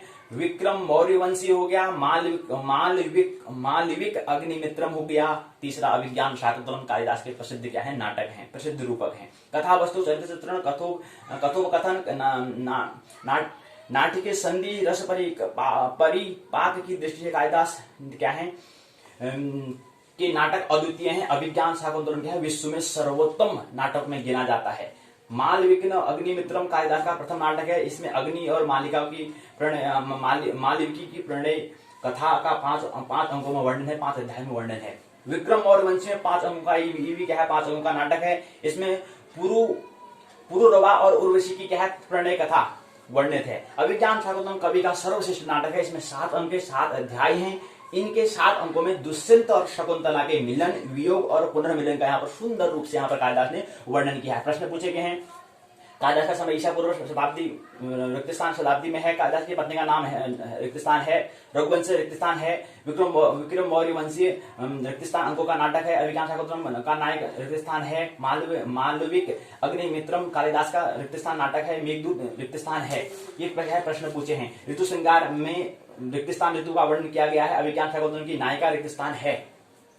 अभिज्ञान शाकुंतलम में रिक्तस्थान अंक है। कालिदास की काव्य कला के बारे में यहाँ पर बताया है, भाषा के बारे में, गुण और रीति के बारे में यहाँ पर बताया हुआ है। यहाँ पर समझाने का प्रयास यहाँ पर किया गया है। यहाँ पर कुछ प्रश्न पूछे गए हैं, प्रश्न को लेने अनिवार्य है। तो यहाँ पर प्रश्न पूछा गया है,